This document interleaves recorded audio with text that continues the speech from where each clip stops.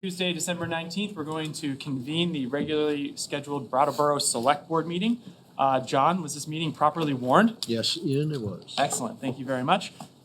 First, board, I'll look for a motion on the minutes. I will motion to accept the minutes. Peter's made a motion to approve the minutes of December 5th, 2023. Board members, are there any comments or questions? No. Seeing none, I'll look to the public. Don't see any. So in that case, board, all those in favor of approving the minutes of December 5th, 2023, please indicate with an aye. Aye. Aye. That's going to carry 5-0. Thank you very much. We're going to move on to chair remarks. So first, I just want to again remind folks that petitions are available in the town clerk's office for town officers and town meeting members. They are due back on January 29th at 5 p.m. Letters of intent for incumbent town meeting members will be mailed out just after the new year. Also, people can begin requesting ballots for town meeting day, the school board directors, and presidential primary elections. They can request through their My Voter page or by contacting their town clerk's office to request those ballots. And if you have a question on how to use your My Voter page, you always can contact the town clerk and have them explain it to you. And as a reminder, for the presidential primary elections, people are required to specifically request a Democratic or a Republican ballot. And then my only other comment is just this is our last meeting of 2023. So, it's been a real pleasure to have the opportunity to serve on the board for this year. I wish everyone a very happy holiday and a safe new year. And I'll be looking forward to continuing to conduct work for the town of Brattleboro in 2024. And with that, I will turn it over to the town manager. Great. Thank you, Ian. Huge thanks to everyone who helped out with the storm response yesterday, especially for DPW staff. They're out making necessary repairs. 4 inches of rain, a few minor evacuations, 19 roads that were damaged. But despite really heavy bankful flows, our infrastructure was able to handle the additional water pretty well. Highway Superintendent Pete Lynch did his usual amazing work organizing and communicating about yesterday's activities. He said it was a great collaboration from over 40 town employees in police, dispatch, fire, planning, town administration, and public works. And that if we keep working well on these small events together, we'll really be ready for the larger ones. I really credit the leadership in these departments for how professional and collaborative and responsive that our teams are in Brattleboro, and this is really important for our town. Chief Hardy and the Brattleboro Police Department asked to acknowledge and thank the fire department for all that they are doing in support of the community and being here to give emergency treatment when and where needed. A number of us had the pleasure of joining Jim Baker's Public Safety Enhancement meeting last Thursday. He invited a number of high-level state officials down to Brattleboro to get a sense of what challenges we're facing on the ground here. The Deputy Secretary of AHS was there, Commissioner of Public Safety, Commissioner of Mental Health, Deputy Commissioner of Children and Families, the Commander of Narcotics for the State Police, several Select Board members and town staff and others. A number of business leaders joined the meeting and discussed impacts they're seeing in the downtown. There was a presentation on crime levels in Brattleboro, on Project CARE, and visits to several human services organizations. We're looking forward to Mr. Baker's assessments and suggestions for moving forward sometime in the new year. We've had unofficial word that Amtrak has awarded a contract for construction of the new train station in Brattleboro. So that project is moving forward and should break ground in March. And finally, I understand that the ski jumper is being repaired and should be back in service soon. That's all I have. You saved the best for last. I did. Great. Thank you very much, John. Move on to agenda item 5, Select Board comments and committee reports. I think I saw Liz's hand first. Thank you. Okay, so as you know, I represent the Select Board on the Traffic Safety Committee. And last week in the New York Times, there was an article about the steep increase in pedestrian vehicle accidents, especially at night. And I've become one of those people who stop people on the street and say, you know, I can't see you. So a lot of it is distracted driving, but a lot of it is people aren't wearing lights and reflective gear. And don't make me be one of those little old ladies who stop people and say, I can't see you. Conduct yourselves appropriately. So one more thing.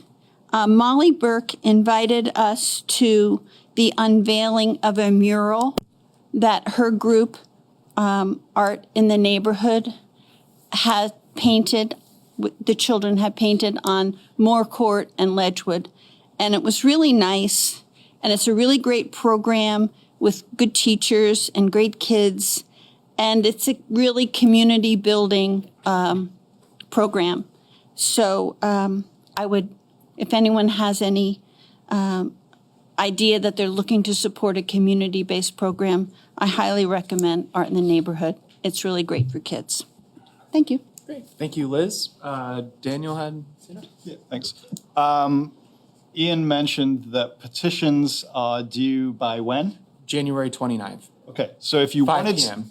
very good. So if you wanted to run for select board, you would need to gather some signatures. How many? 30? Not difficult. 30 registered voters by January 29th, 5 p.m. and turn it in. And I think people don't really think about elections until a little bit later. I would say it's really important that we have great contested elections here in Brattleboro. I'm not running this year. I don't have to, and I'm not going to. I don't think you can. Yes, it would be weird and wrong and illegal. However, I would be more than happy to meet with people to talk about what the work of being on the select board is like. If people are curious, people have questions. Like the first time I took out a petition, I actually didn't turn it in. You know, it was like something that I was thinking about and decided that it wasn't my time. And so I hope that there are folks in the community who are thinking about running and are doing so in the next, several weeks. And if they want to reach out to me, they can. My contact information is on our website. My email address is dquip@brattleboro.gov. You don't have office hours? Nope. 8 to 4:30 every day. Thank you, Daniel. Other board members? Franz. Well, I was going to bring up that same thing, Liz. Daniel, if you just had office hours, you could announce that that's something you'd be doing at your office hours. However, on the other hand, do have office hours, and I know many, many people out there are wondering just how successful my office hours were this past week, and the answer is they were terrific. I had really excellent people show up and ask very good questions about the budget and other matters, and I thank them for being there, and I invite everybody else to join in, because after all, tonight's meeting, we're really getting into the thick of it here with some very important discussions and very important numbers. And everybody out there who wants to have their say about the budget or anything else, come on down to the Works on Main Street, Wednesday 4:30 to 6:30, Friday 8 till 10 in the morning, and I'll be happy to entertain whatever topics you wish to discuss. Now, one of the people who was at office hours last week is not here in this room tonight, and that is Mr. Dick DeGray, who had some surgery done today. And I just want to give a shout out to Dick. Hopefully he'll recover very quickly and be right back here soon, yelling at us and telling us everything we're doing wrong. I had a little discussion with Ian the other day about how we don't always agree with everything that Dick says, but we truly and absolutely value his input. So all you other people out there who think we're stupid and don't know what we're talking about, please come in and share that information with us, because that's what puts our thinking onto a new track. That's what enables us to go beyond whatever our preconceived ideas are. So thank you for doing that, Dick, and we'll be happy to welcome you back soon. Thank you, Franz. Don't look at me. Okay. So we're going to move on to agenda item 6, which is public participation. This is an opportunity for members of the public to speak on something that's not on the warrant agenda or to request that an item on the consent agenda be pulled for consideration at the end of the regularly warned agenda. So as is my wont, I like to look to the room first. So if there's anyone in the room that wishes to speak during the public participation, just raise your hand. Don't see any hand. Yes, and then I will go to Zoom. You want to just come on up to the mic and state your name and where you're from for the record? And I just ask that everyone keep their comments to 3 minutes. Thank you. Good evening. Pierre Landry, District 1, Brattleboro. Sort of have a two-part question. I'm going to play two different roles. First part is facilities manager at the Holstein Association. My question is, when and why did the Porta-Johns disappear from town? Within the last month, I've probably had 5 instances where someone has used our property as a bathroom facility, not only urinating, but defecating right in front of employee entrances. It's really a health hazard. What employee wants to come to work in that situation? So that's my question. Why and when did they disappear? And are they going to come back? I think a perfect location to bring them back would be the transportation center, where they could be underneath a roof where snow's not an issue if that was the reason that they were removed. My second part is as a citizen and taxpayer of Brattleboro. I really see an opportunity. I got to thinking, I really see an opportunity here to help as a compassionate town, to help some of our vulnerable population with this dilemma with bathroom facilities. I know the town has looked at in the past building facilities that are automated, and the price tag was outrageous for those types of facilities. We have a public building centrally located in town, taxpayer funded. That's staffed 24/7, 365 days a year. It also has EMS services in case there's a medical emergency. I see an opportunity that the police department social worker could possibly be staffed there. I think the staff knows that in this building knows just about everybody that possibly may have a need for this. And it's the fire department.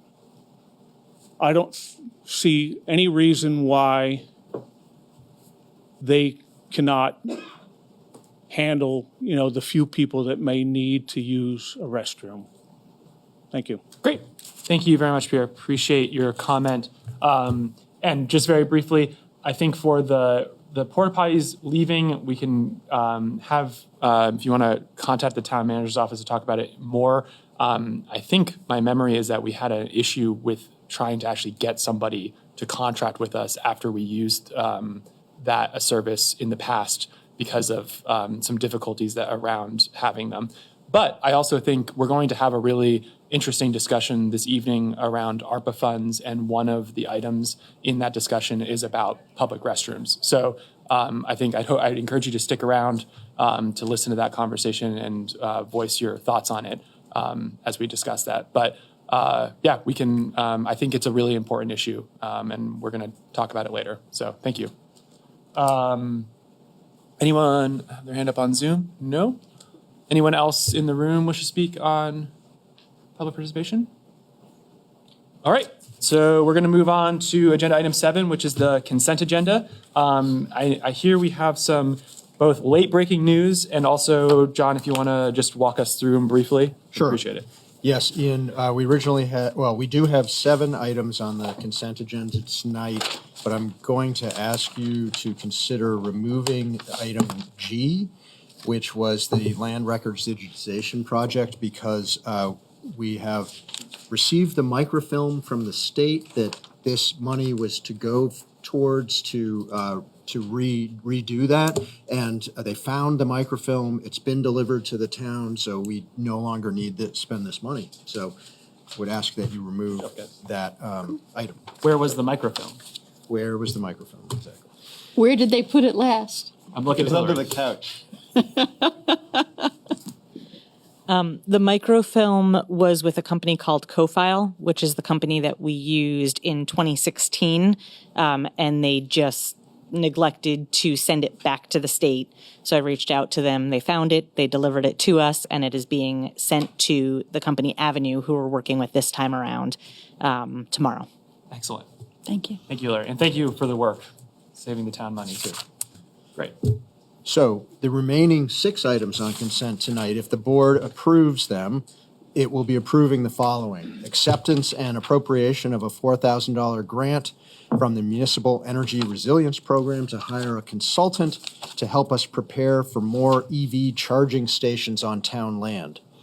Authorization to apply for a $190,000 assistance to firefighters grant for training and equipment to improve abilities in the area of technical rescue.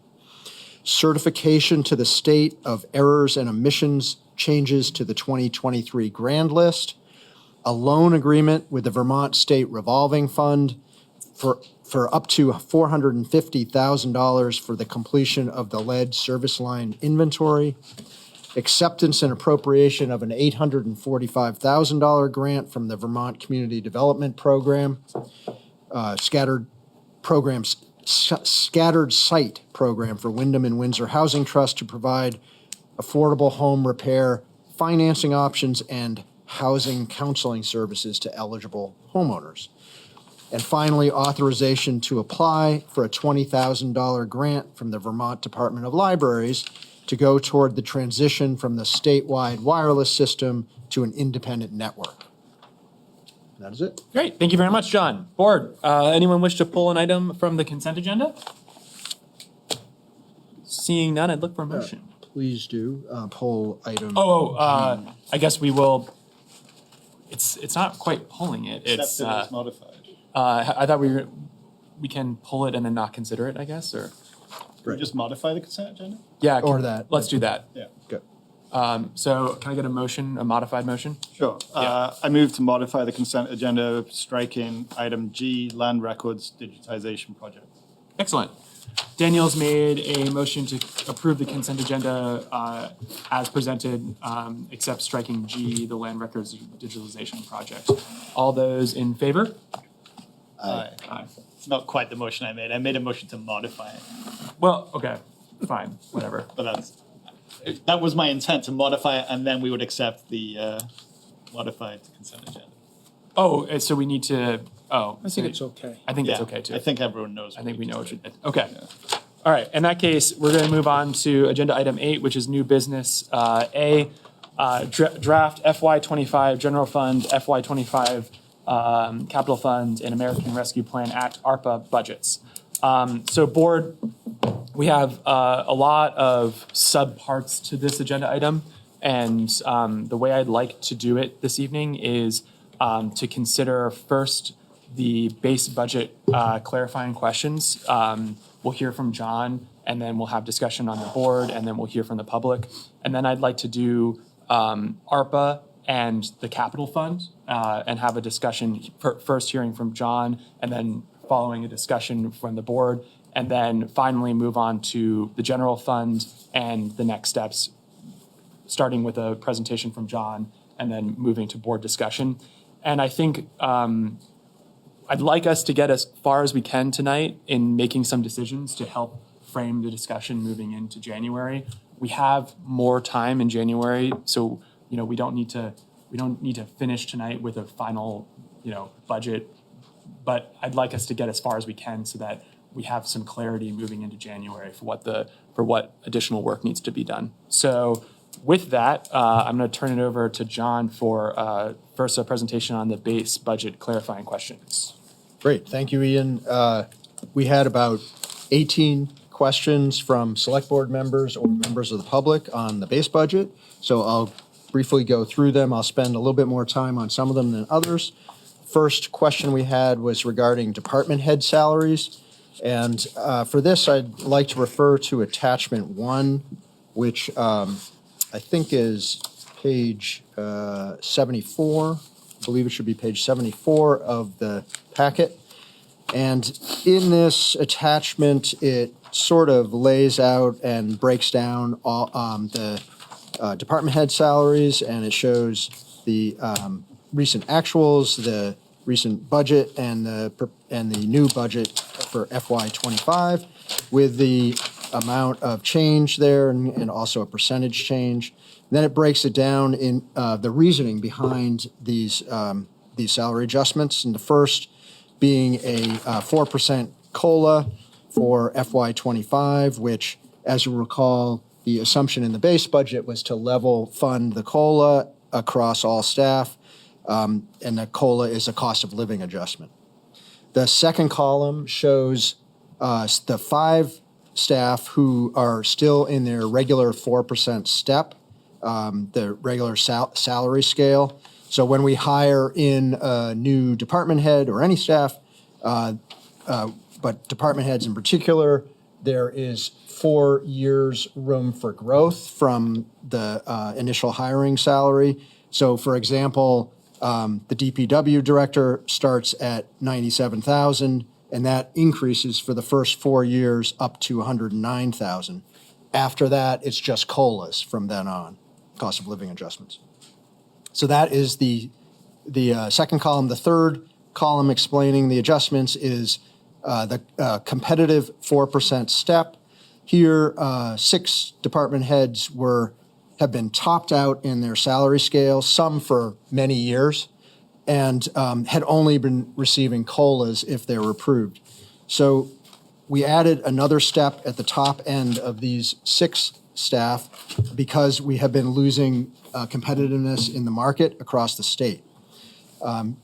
Using the example that I did before, if the top step was $109,000, it would be like saying that is no longer competitive, but additional step at $113,000 is competitive when we look at how it compares to other towns and what they're offering and hiring staff away with.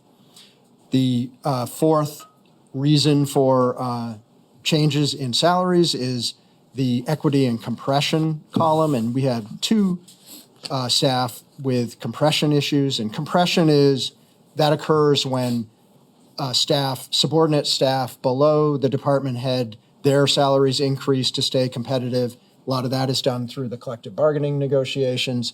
When those salaries start to bump up against the department heads, that's called compression.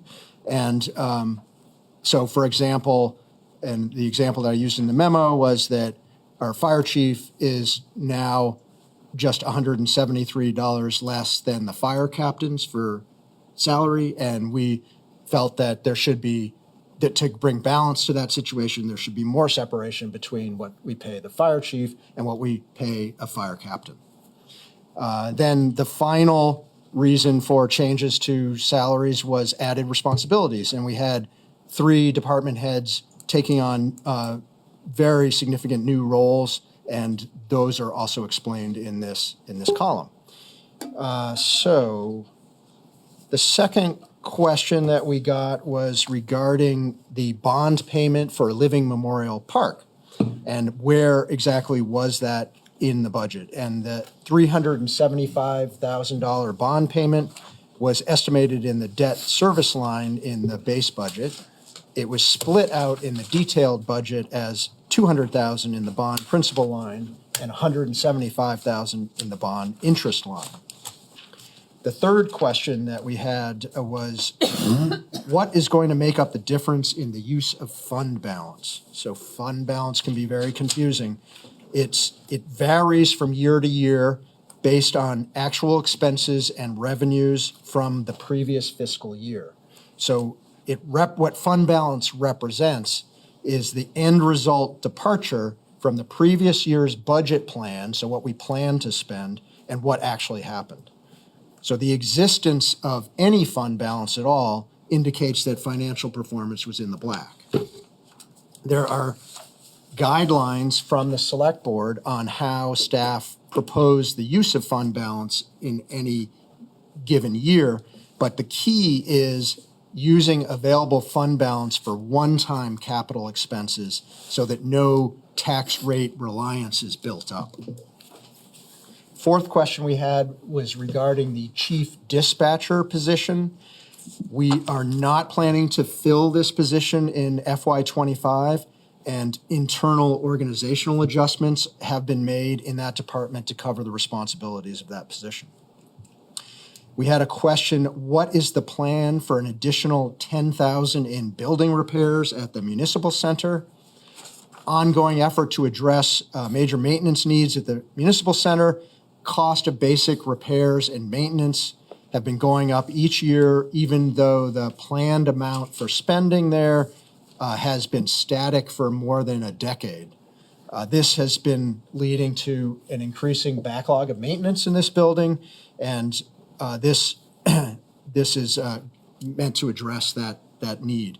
I would add that Public Works staff have been diligently searching for and getting grant funding to augment building repair needs at this building.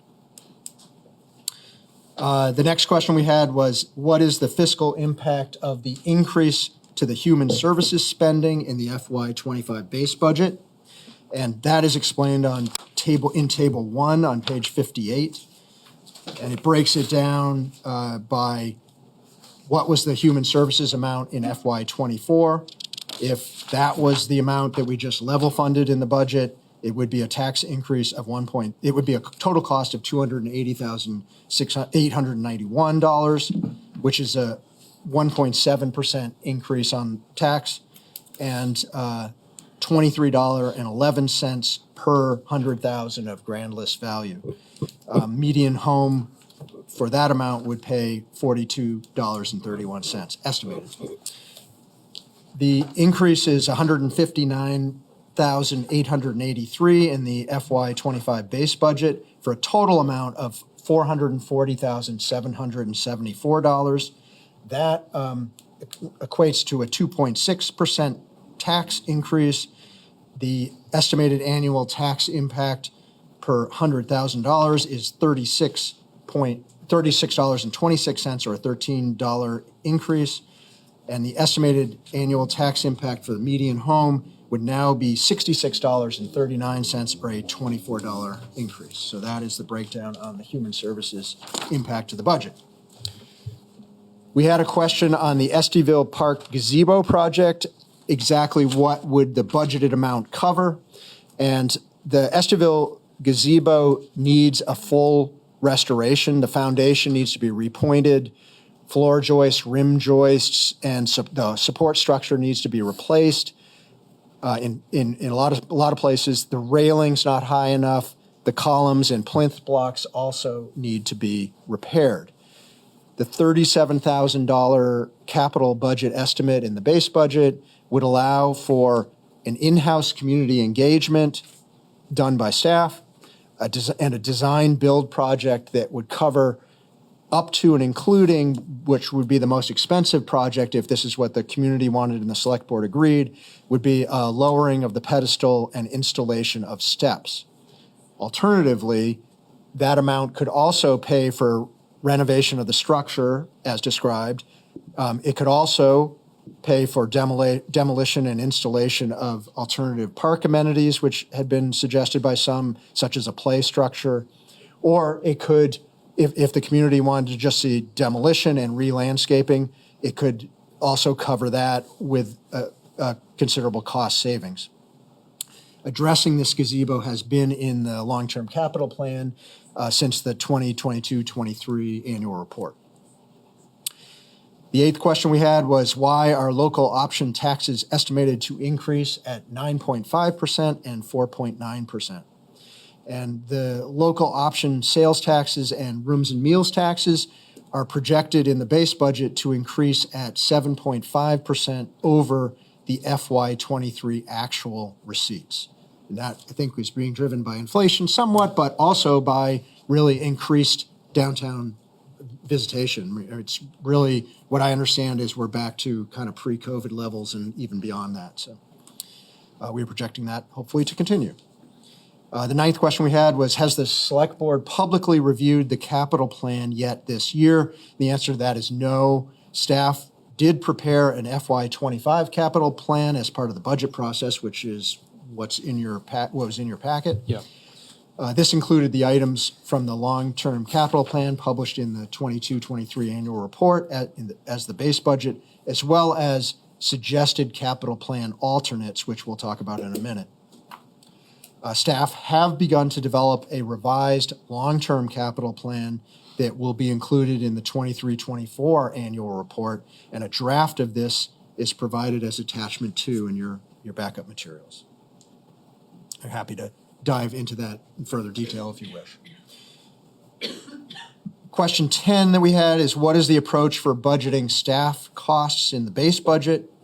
And, personnel budgeting is done consistently across departments. A list of every active employee, position, hire date, and current salary is generated in August. This list is compared to in each department to make sure that approved vacant positions are all accounted for. Vacancies are added in the position's base salary, and the employee list is evaluated to add increases due within the fiscal year, such as step increases. The next question we had was, what has the impact and effectiveness of recent new positions, including the evidence technician, the communications coordinator, and the sustainability coordinator been? And we have provided extensive information about the value of these positions in your backup materials. I'm happy to dive deeper into any one of those if you care to explore the value that we're seeing in those 3 positions. We had a question, how was a 4% cost of living adjustment arrived at? And the assumption in the FY25 base budget was to level fund the Select Board's decision on cost of living adjustment for its FY24 budget. I have been asking around in other towns and finding that 4 or 5% it seems to be about the going amount in other towns in the region. Question 13 that we got was, what impact will the shifting of costs for liability insurance to the parking and utility funds have on those budgets and their rates and fees? We really develop the parking fund and utility fund budgets more typically in the spring, but a preliminary review indicates they would not require any increase in rates for the utility for the remainder of the current rate ordinance, which runs through FY26. Parking rates are currently being reviewed, and staff will likely propose an increase in parking rates to better address the system's overall capital needs, which we all know is a huge challenge, but not because of any shift in how insurance is accounted for between the funds. Despite any potential impacts, it seemed unreasonable to continue to charge taxpayers with a cost that is appropriately assigned to those enterprise funds. The next question we had was, how do the budget estimates for EMS expenses compare to those projected when the Select Board made its decision to use an in-house EMS approach in September? And they are the same. No additional EMS expenses were identified during the budget development process, and there's a chart that shows that kind of crosswalks that into where it is in the base budget.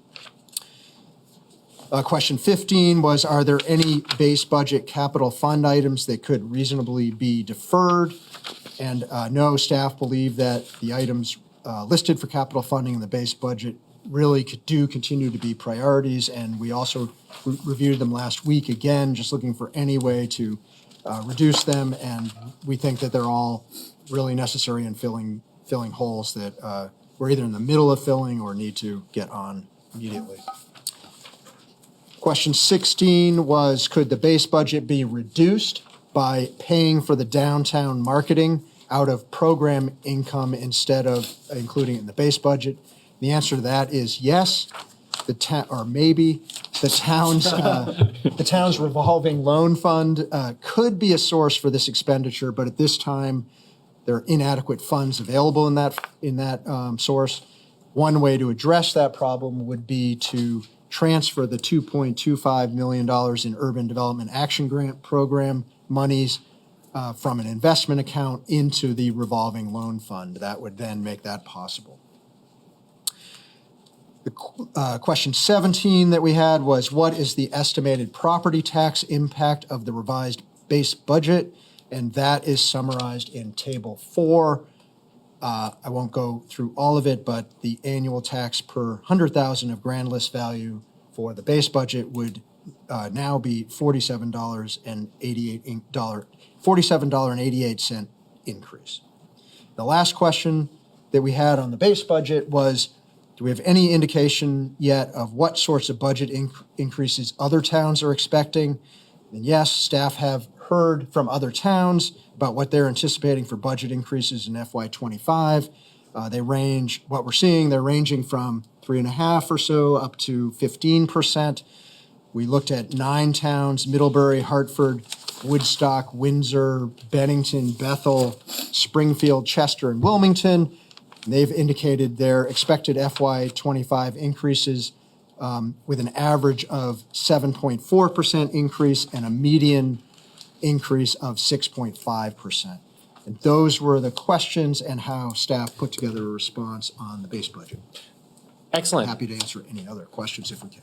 Whew. Thank you very much, John, for walking us through all of those answers to those questions on the base budget. So, board, I'm going to turn it over to you all on questions, comments on base budget clarifications. Point of order, perhaps? There's no motion needed, if that's... Well, no, it's not that. It's that, there's so many different questions here. Are we going to go by individual and, each of us go No. through everything? Or we're going to go one question at a time and see who wants to talk about it? I'm not going to go one question at a time. I'm just going to see what we want to talk about. And if you want to clarify particular ones, we can. Then we can have discussions on whichever So ones you it'll want. be a relatively free-form discussion. Correct. Okay. It might get a little confusing if we're jumping around too much. That's all. So any board member wish to speak? Liz? Well, first I'd like to say that I have the utmost respect for the department heads. In my 5 years on the select board, I found that the department heads run this town. They're terrific problem solvers, and it's amazing to see how they all work together for the benefit of the town. And I would not disrespect them to question the needed increase, especially based upon the union negotiations that occurred this year. Secondly, I feel that there should be a planning exercise for the Estiville Park, because as Daniel pointed out in our last meeting, it doesn't necessarily have to be a binary choice, gazebo or not gazebo. There might be other things that the community wants. So I would look forward to having some in-house community engagement. Moving right along.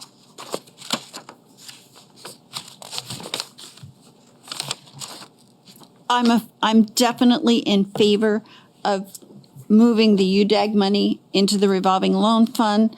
Not only does it allow for the marketing money to be paid from another budget besides the taxpayer, but it will allow some housing and economic development grants that we'll be discussing later this evening. Great. That's all for now. Liz, just so I kind of keep track on this first item, for the Estiville project, so there is the gazebo project, there is planning in this item. Right. So I'm just looking for Are you asking for anything different here, or are you just emphasizing that you think that planning is an important part of this? I think that planning is an important part of this, and I think that the planning may in fact change the ultimate outcome. Okay, great. Daniel? Yeah, thanks. Let me just add on to the Esterville gazebo question. So what I would like the community engagement to look at is not only what kind of gazebo structure would you like, but is a gazebo structure your preferred land use for this park, right? And opening up the question of like, what is the best land use here for the community? And whatever the community wants and that we can afford, I'm fine with, right? I don't have super strong feelings about it, but I think that, we should consider whether or not there are different land uses for that park. Could I ask a clarification on that? Sure. Have you heard from people that there are some other use that is bubbling up from the community? No, I haven't. I'm just curious. I have heard from several people that they like the gazebo. When I've visited that neighborhood, I've thought about how many young families there are in that neighborhood, and I've seen this gazebo look pretty sad and pretty unused. And I've thought, like, what other uses could there be that would benefit the community in this particular location? And I would just like that question to be opened up rather than thinking gazebo only. So that's that. I want to chime in about department head salaries. So there was a news article this past week, I guess, and at our last meeting, there was a question about percentage increase to department head salaries. And, I've been this is my 5th year on the board. And during the time that I've been on the board, typically, I think it's also worth pointing out for the public that department heads are non-union positions. So, we have union contracts that cover pretty much our entire staff, but department heads are not covered by those. And I think what we've seen in the last 2 rounds of collective bargaining is fair contracts that also are, increasing salaries and, conditions and benefits for a vast majority of our staff. And at the same time, we haven't seen concurrent kind of generosity towards our department heads. My recollection of like how their salaries have changed during the time that I've been on the board is it's usually like a couple of percent. And so in order to test whether my memory of things was actually correct, I took a look at our actual spending for various department head positions going back as far as 2017, and kind of confirmed that like certainly 2017, 2018, 2019, mostly we were looking at very low percentage increases.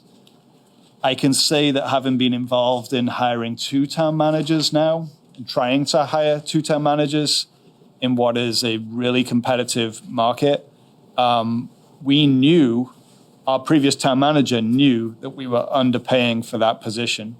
And that when we went to hire, we knew that we were likely going to need to offer more. And, I guess I was involved a tiny bit in the hiring of the police chief, and I was aware of the hiring of our finance director. And I know that hiring for new positions at that level is really challenging. It's generally speaking a pretty challenging market out there to hire. And that I think what we've seen in the past, 6 years, I guess, what I'm looking at here, is that we've undercompensated those positions. And so the percentage increases that we saw in the proposed budget are a little surprising, frankly, to members of the public, and they were surprising to me. But having taken some time to digest what it all means and how we landed in this place, I do think that what we're being presented with here as a proposed budget is fair, is compensating people adequately for their level of responsibility and skill, and is an investment in retaining what is an excellent leadership team in this town. We struggled for several years to hire a good finance director. We were understaffed in that position following the retirement of John O'Connor. We had a contractor that kind of was filling in, but it was a minimal level of service, as I recall. And, we went through a couple of rounds to get our very excellent new finance director. Yeah, right. I think it was 3 rounds. Town manager hiring was really challenging. We're lucky, that we got John for as little as he was willing to take. Thanks, John. And, so I want to respect the fact that people in the public raised an eyebrow when they saw these percentage increases, because I also raised my eyebrow. And upon reflection, I am happy to get behind this proposed budget, including the proposed salary for our department heads. And so I just kind of want to put that out there right now as a statement, I suppose. And then I think, the other side of it, right, is what can we afford? So there's a question of what real growth can we see in our grand list in the next 5 years, right? We really need to be thinking about that as a priority, because a static grand list and an increasing general fund budget are not, going to sit happily together. And so the town manager and I have talked about that privately, and I'll be on this board for at least 1 more year. My colleague here will be on for 2 more years, and I think we are in agreement that increasing the grand list through things like housing initiatives, but also economic development, is a really important thing for us to be engaged in over the next 5 years. And then by so doing, we will be able to manage this ever-increasing need and ever-increasing general fund budget, because at some point, something has to give. And I've spoken quite a lot, so I'm going to cede the rest of my time for other folks. Great. Thank you very much, Daniel. I'll just add that also the board and RTM's steps to move on the town-wide reappraisal is also a really significant move to improve the health of our grand list as well. So, okay, other board members. Peter. Yeah. So I want to just sort of echo everything that Daniel and Liz have said so far. And it may have been brushed against, but I don't know that it was said directly. I mean, a lot of these increases speak largely into keeping people that we consider valuable and are doing a great job and doing a real service to this town in place. And without increases to show that appreciation and to reflect the hard work that they've been doing, I think this is part of what gets people looking elsewhere for better opportunities. So, just based on that note alone, I think we've got. I'm in favor of what's been proposed. Also want to mention the marketing money for downtown. Yep. I'm as Liz stated, I'm a fan of her proposal, but I'm a fan of whatever keeps that marketing budget in place. I think it's critical. In my line of work, we say business goes where business is invited. And I think if we are constantly letting people know that we are here and open for business, they come in. Hopefully that translates into a bigger grand list and somewhere over that population base kind of levels out the taxes. So that's it. Great. Thank you very much, Peter. Do you, just to clarify as we move forward, would that include being in support of moving the UDAG money into? Yeah. Yes. Oh, okay. I'm sorry. Okay. I thought No, I think you did say that. Yeah, I just wanted to clarify for myself. Okay. Great. Thank you. if we want to really get clear, I'm just in favor of the money. Yep. But I like the idea of being able to pay for it, not out of those. Yeah. Yeah. Excellent. Franz? Yeah. You don't Well, have to just- say it. I'm going to make something up. The last point, the UDAG money and moving it into, what is it? Program? Revolving Program. loan. Revolving loan, right. Yep. I have a lot of questions about that. Not that I'm against it, but I don't fully understand what the choices are for UDAG. Do we move it into revolving loan fund? Is there someplace else we could move it? Do we really intend to make loans with this? If so, do we intend that those loans would get repaid? Which, is an ongoing issue for loans that we've made. And is there someplace else that we could move that money and use it for what Peter says is important or other important things? I'm just not ready to sign on to that because I don't think we've had a really full discussion of it yet. Can we do one at a time? Can we tackle that for a minute? I don't really want to even tackle it now. I'm just raising it as an issue. I'm not sure it's something we want to go into in great depth right now with all these other things to talk about. So, Okay.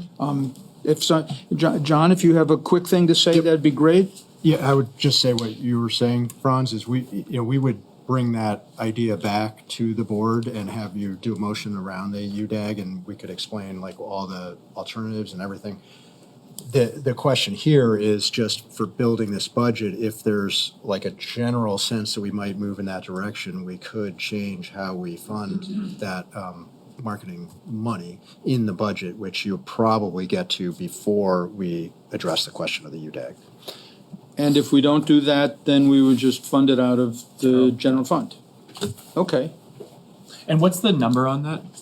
The marketing? probably about 45,000. Yeah. Probably I will 45,000. find it, yeah. Okay. Okay. All right, let's just put an asterisk by it. Okay. That's all I wanted to do. As far as the department head salaries, my feelings are similar to what others have expressed, both Daniel and Peter. What I'm more concerned, though, than the increases this year, which are certainly significant, but also, I think, pretty well justified by the information we've been given. But I'm concerned about the trend and, what we're looking at going into the future. All these different ingredients that are included in this year's proposal. Where does that leave us in future years? And I guess with the coming of OpenGov, and we'll have better accounting tools to look at questions like this. But to me, at least I just want to raise a flag and say something that more than any individual year, I think we need to see if there's a trend in a particular direction and whether that trend is justified, or whether we need to make changes looking towards the future. Now, I know that the union contracts, we're locked in for the next couple of years at a 3.5% COLA increase. Kind of. And that's fine. The actual consumer price index increase over the past year has been somewhere between 8 and 9%. So and what we authorized was 4%. So we undershot that by quite a bit. The Congressional Budget Office is looking at closer to 2% again for the next couple of years. I think that's going to balance out more or less okay. So I'm not advocating any change in that. But again, I'm saying let's keep an eye on where things are headed so that we really have costs adequately under control. Now, I'm not sure whether to bring this up now, but I think I will. I think we all got an email from Kate O'Connor talking about the department head salary increases and the idea that we would spend $20,000 on a consultant to tell us, what's really justified in terms of salaries in town. And that between November 21st and our most recent iteration of the budget, that $20,000 expense was eliminated as a cost-saving measure. Now, I will certainly ask Ms. O'Connor to correct me if I'm wrong, but she said in her email that it was kind of a switch, that we went from department head study the department head increases to enact the department head increases and get rid of the study, which is, I think, not exactly what happened. The department head increases were built into the budget even when we were talking about getting the study done. So the study, I guess, would have been for what I'm thinking about, which is the trend in the future, rather than what we're going to do this year. So I'm kind of, well, I don't know if I'm agreeing with Kate or not, but I think maybe we should reinstitute, at least thinking about doing that study in terms of the salary structure of the town as a whole, going into future years, taking into account as much as we can, so that we feel confident in what we're doing next year and the year after that. So that's maybe a vote for reinstituting that salary study. At least, I'm kind of thinking out loud here. Can we let John respond to that one, and then Sure. we'll go to you next? Yeah, and just Let you. Yeah. Yep. just some information, Franz, from how the staff was, like why we made that change. So we originally thought it would be $20,000. As we started to look into it, we learned that a salary study such as we were contemplating would be more like $30,000. And so it was starting to get a little more expensive. And at the same time, we had a conversation. We realized that that information will be out of date very soon. That was another thing that we learned from looking at some other salary studies. So it's critical to have it done when you need it. And so the next time that information will be extremely valuable to the town will be in January and February of 2026 when we start into the next collective bargaining negotiations. And so we were thinking include that salary study in FY26 budget. So next year we would look at that as a potential alternate to add to the budget so that we have that good information in January of 26. Right now, I mean, what we're looking at right now, you're absolutely right. We built that into the budget because it was the right thing to do. And we are already reacting to what we already know is the compression that's being pushed by the CBAs, as well as what we're seeing. I mean, when we go out and we look at Springfield and Essex City and Waterbury and ours are like still 12% below those, we felt like we're in pretty good territory, even though we don't have a full compensation study done. So. Thank you. Do you want to just respond to that? Well, yeah, I mean, maybe it's an overgeneralization of a thing that I don't understand. And maybe there's just a piece of this thing that I'm missing as to why do we need to pay for a $30,000 study just to tell us what we already know our people are worth. I don't understand the idea of a study. I don't know if it's a crutch, if it's something we lean on. I always get a little hinky around these expenditures around studies and what they mean and what they do and how much weight they actually hold in a conversation. I mean, I think our time is better spent just figuring out, we already know what our department heads are worth. We already know where we're going to wind up in union negotiation. Well, we don't know, but we can make an educated guess without having to lay out that money. So unless there's something I completely just don't understand about studies. And it's really, so like the analogy would be, you're buying a house and you have an appraisal done. The compensation study is like doing an appraisal before you probably can guess pretty well what it is. Also, just so you know, I'm also get equally confused around appraisals. So, Fair. He's consistent. I know what it's worth, Right. And so does everybody else. Why do we need to pay a fee to be told? Yeah. I guess that's more of a statement, maybe a little too into the minutia of it. But a fair point. I want to just turn back to Franz to let you continue on your questions. Okay, thank you.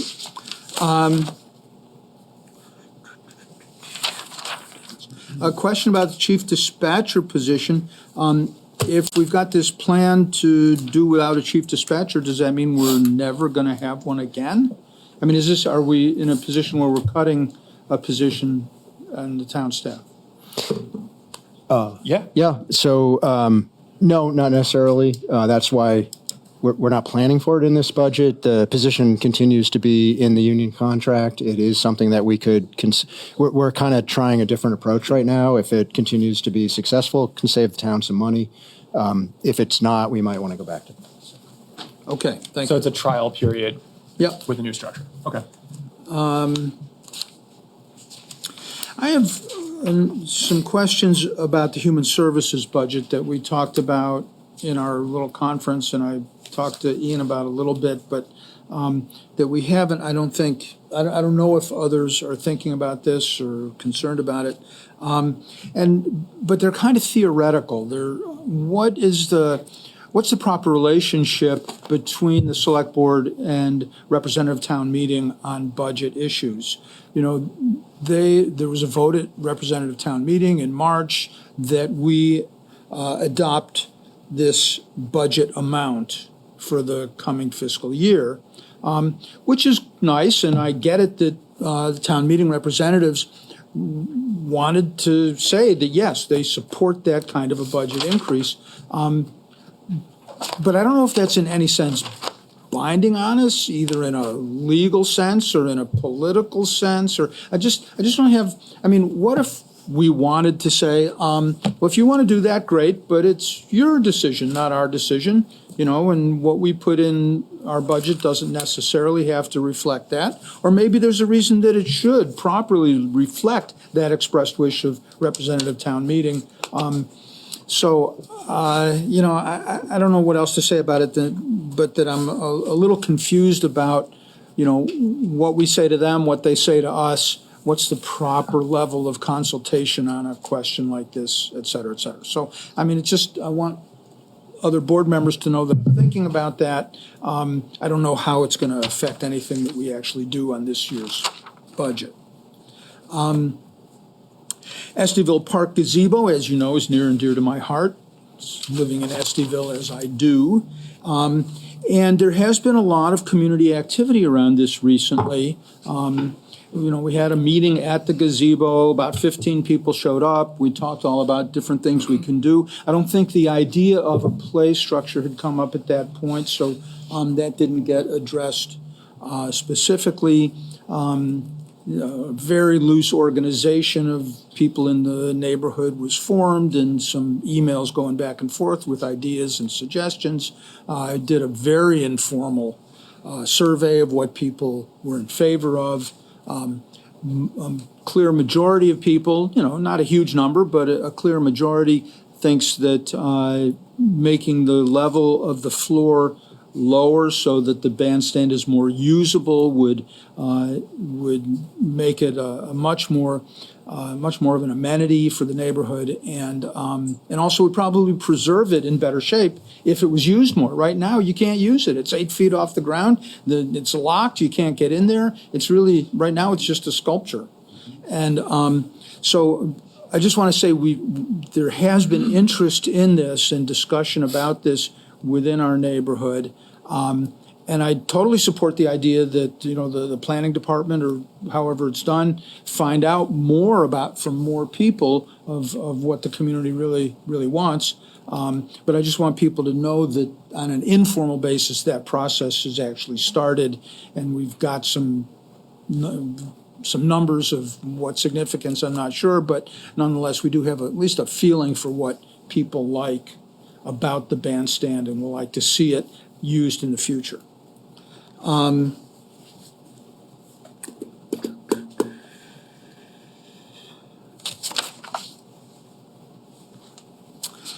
Similarly, and you know, I'm kind of disclosing my own ambivalence about things in a lot of my remarks. The impact and effectiveness of recent new positions, including the evidence technician, the communications coordinator, and the sustainability coordinator. You know, there's a lot of things in here that are nice additions to the capabilities of the town staff. But nonetheless, I keep coming back to saying, well, is that something that's really necessary? Is that something where we really have to feel like this is an important functionality that we need to include in the budget? I'm not saying it's not, but there's I guess I'm thinking about, does having each of these positions in place actually contribute revenue to the town in some way, which to me is a really good argument for keeping them in place? Or does it, you know, free up resources that otherwise we'd be we'd be having to pay for. So does it bring in money? Does it save money? Those are the kinds of questions I'm thinking about when I look at these positions. And to an extent, that's addressed very clearly in the remarks that you gave us. So I'm not proposing anything different from that. I'm just saying, I don't know, I've just got some itching in the back of my brain here as to what the really proper roles of those positions are, and are they being used in that way? So,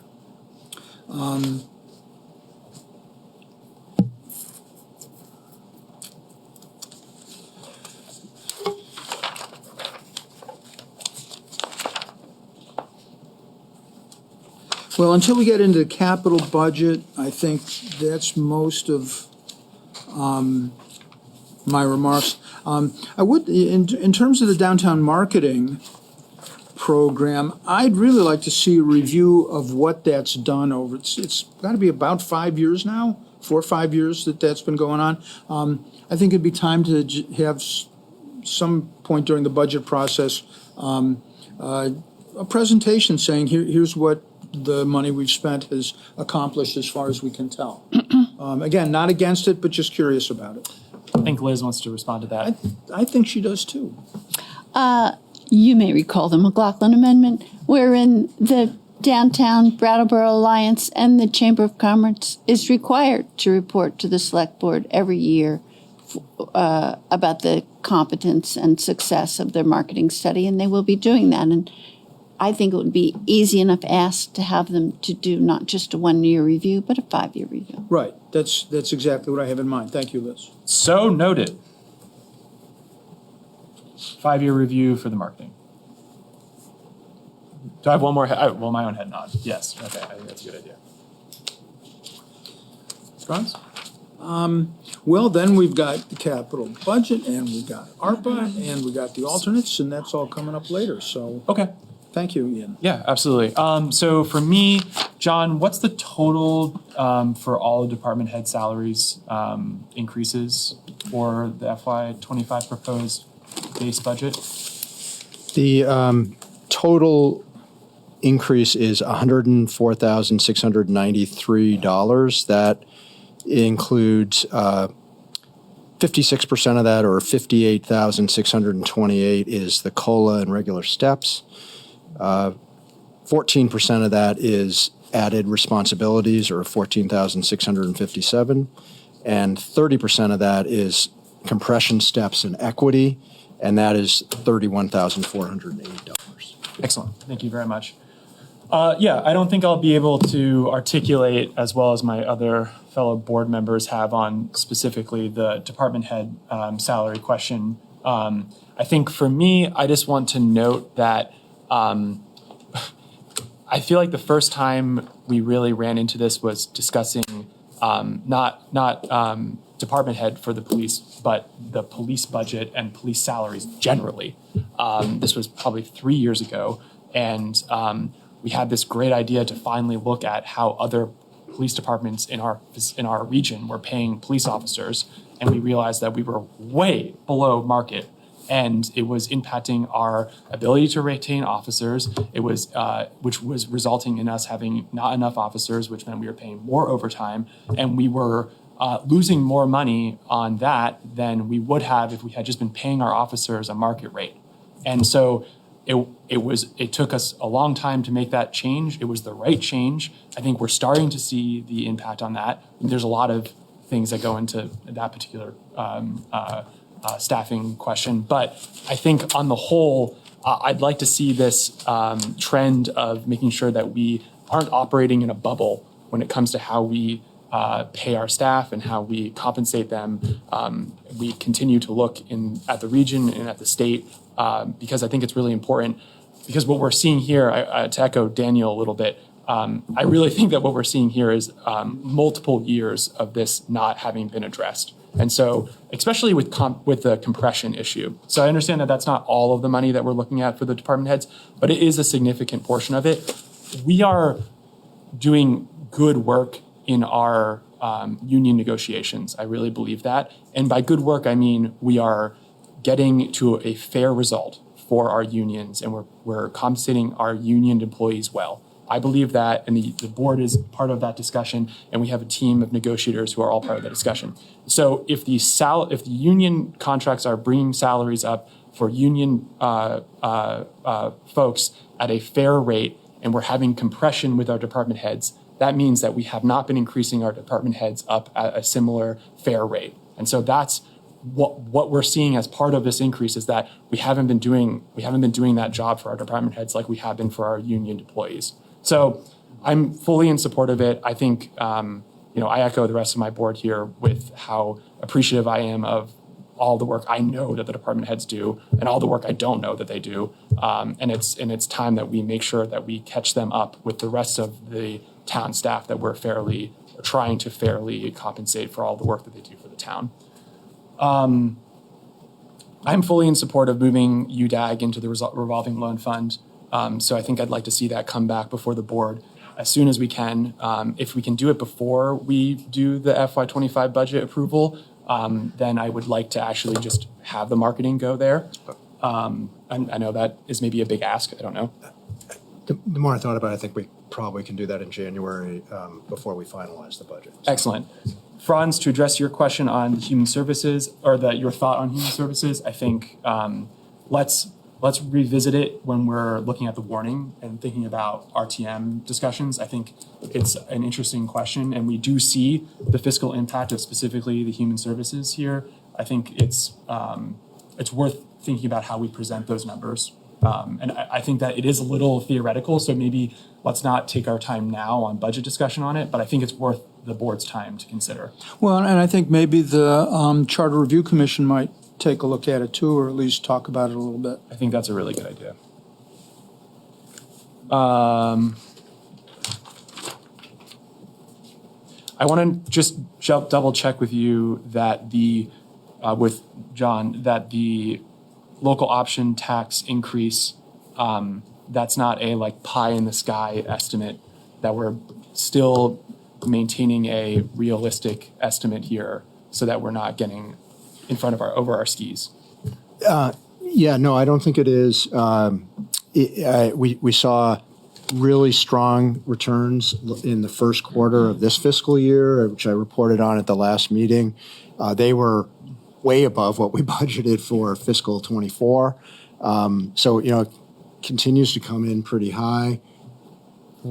If I could look into a crystal ball, I'd probably be working the stock market and not doing this. So I don't know for sure, but we feel still that it's pretty on the conservative side. So. Okay. Yep. I think for that one in particular, what I'm always it's such a balance, because you want to be as conservative as possible so that we don't overestimate how much we're going to make in revenue there, and then we haven't basically gotten enough revenue and now we're in a deficit. That's scary. But on the other side, and kind of where I've seen us be, is that we're very conservative in that estimate, and then we end up taxing people maybe more than we need to, potentially, because we should be estimating that revenue at a more realistic rate. And so striking that balance is really important. And so I want to just make sure that and it's kind of a hard question, but just making sure that we're in that middle ground. Yeah, yes. I believe we are. And I also think that we have the ability to be pretty flexible. If we see receipts starting to come in lower than what's projected in the budget, we can make adjustments during the year. Yep. And like you say, in the meanwhile, keep the tax rate from being any higher than it has to be. Yes. So. Yeah. It's all in the balance. Yep. And then I think I'm hearing from all the board members agreement on the amazing gazebo discussion. I'm grateful that we're having so much discussion about $47,000. But it sounds like planning on it and community outreach is important. The number's fine, and we'll see kind of what results from that planning and outreach. And maybe our communications coordinator, one of those positions you were referring to, will help in making sure that we get that outreach out to as many people as possible. And whatever comes from that will come back to the select board for another consideration and approval. So I think I'm hearing unity there. So I think with that, board, I'm going to look back to you if there's other ones, and then I'm going to turn it over to the public on the base budget questions. Daniel? Yeah, I just want to chime in about the UDAG money. Yes. So I want to make that very clear to the public. What we're talking about here is $2.25 million of money that is currently sitting around doing nothing, that we could put into our revolving loan fund, which we have primarily used for housing and economic development purposes. I am fully in favor of like transferring that money into that fund like yesterday. Yeah. And I think that when we talk about the ARPA budget, we're going to see that the top item in there was about investing in, housing, whatnot. And that was budgeted around about $250,000. So this is a significant investment in that kind of work, way beyond $250,000. And we'll knock one of our ARPA projects off the list so we can do a little bit more. I thank whomever it was that came up with this idea. I've been thinking about that UDAG money for a little while now, and I think it's also worth noting that the current balance in that revolving loan fund is like in the couple of $100,000 range. Not the UDAG fund, the current existing balance in the revolving. I think it's about 48,000. Right, so it's time for there you go. Oh, less than that. time for an infusion. Yep. Yeah. And then I want to kind of respond to Franz's philosophical thing about town meeting and like, what do we do if we really disagree with town meeting? Like, we could, say, nope, you're not getting your 400 and whatnot thousand, and then you will reap what you sow in town meeting this year. So I think we're right to respect the wishes of town meeting's vote last year. It's also, that vote is helpful to the committee that's working on that right now. And the reason why that question has been on the warning the last few years is because it helps us at town meeting not have the world's longest discussion about, tens of thousands of dollars. So I think we should respect town meeting's wishes. And then I think we should, continue at this upcoming town meeting to talk about what's the right level of funding for this part of the budget, because it was a significant increase, and it's kind of a challenging budget this year. But I also think that in that budget, there's a heck of a lot that's really good for this town. So balancing those things. Great. Thank you, Daniel. And just with a little more clarification on UDAG too, I guess a question from someone could be, why don't you move ARPA money into the fund and not UDAG? And the answer would be, UDAG has a lot of restrictions to how you can use it, that go into housing development, and we could get into it in detail, but we don't need to. Where ARPA has basically no restriction whatsoever. So of the two, we should move the UDAG into this because it has those restrictions already on it, and we should keep ARPA funds open for other uses. At least that's my own thought. I don't know if Liz, you want to respond? I completely agree, because the things that are on the ARPA suggested list for housing and economic development are more properly spent in UDAG or the revolving loan fund, and freeze this unrestricted number for whatever the needs may be. Which we could never use UDAG money for Correct. example. Yeah. Other board members before we go to the public? No? Okay, so hands from the public want to speak on, just on the first section the board has been considering, which is questions on the base budget. So look for hands in the room. I see Kate. You want to come on up, state your name, where you're from for the record.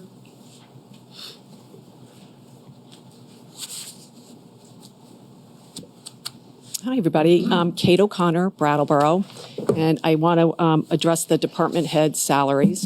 But before I do, I want to say I was on the select board for 6 years, and I was on the select board that hired Peter Elwell. So like all of you, I have a huge appreciation for what the department heads do and what the town manager does. So everything I'm saying right now is nothing personal, but I have to say what I want to say. And I'm glad you mentioned the total, which is $104,693. And to put it out there for people who don't know how it's broken down, we're talking about salary increases that range from 7.3% all the way up to 16.4%, which means it's about $6,000 up to $16,000 salary increases.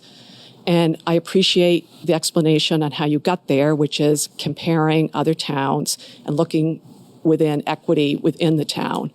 But I think there's a group that you didn't compare with for either equity or, what they make, and that's the people that live in the town of Brattleboro. And those are the people who pay the tax dollars that pay the salaries.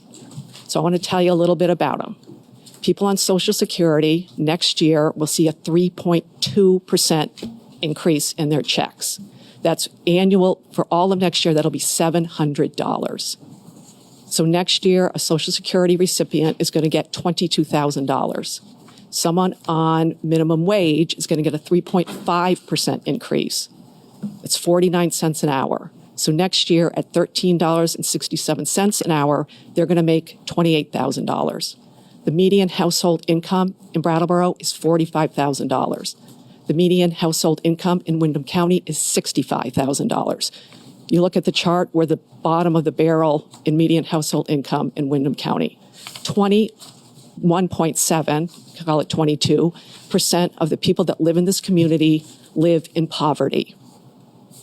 Those are the people that pay the taxes that go towards not just the salary increases, but everything we're talking about in this budget. And I think it's really important for us not to forget those people. They are just as important and they add just as much to this town as any of the department heads or any of us sitting in this room right now. And I think that they are being forgotten. I still think it's important that you do a salary study first and then make really rational decisions. Because I can see next year we're going to go through this again. And I don't know if anybody here, you've looked into what the salaries are in Essex, Waterbury, and Springfield. But does anyone here know what the property tax rate is in those communities? I do, and only one of those communities has a higher property tax rate than Brattleboro, and that's Essex. So there's also the ability to pay. It's just not what somebody else gets paid in another town. It's the ability of those taxpayers to pay. And that's what concerns me, and that's what I feel has gotten lost here. And I think we'd be better off doing a study first. I know you're not going to, but I just really want to stand up for the people in this community that, and I'll remind everybody that in addition to paying for the salaries, the taxpayers pay for health insurance, retirement benefits, vacation, paid sick time, paid holidays. So I just hope, I'm going to go right to the town meeting with this, you won't be surprised, but I just really hope through this and this entire budget discussion that you remember those people. And so thanks for listening. Great. Thank you very much, Kate. See, Daniel would like a quick response, perhaps. Quick, yes. Quick response, and then we'll let. I will try to be quick. I work for the anti-poverty agency in this town, so I know a fair bit about people in poverty in Brattleboro and Windham County. And Kate, your argument makes a lot of sense.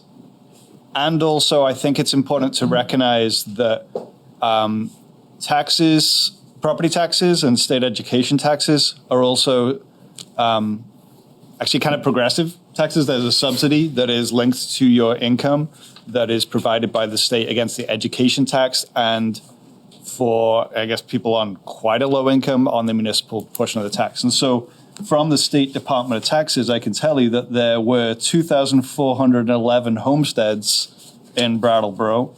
And of those, 1,666 received some kind of tax credit.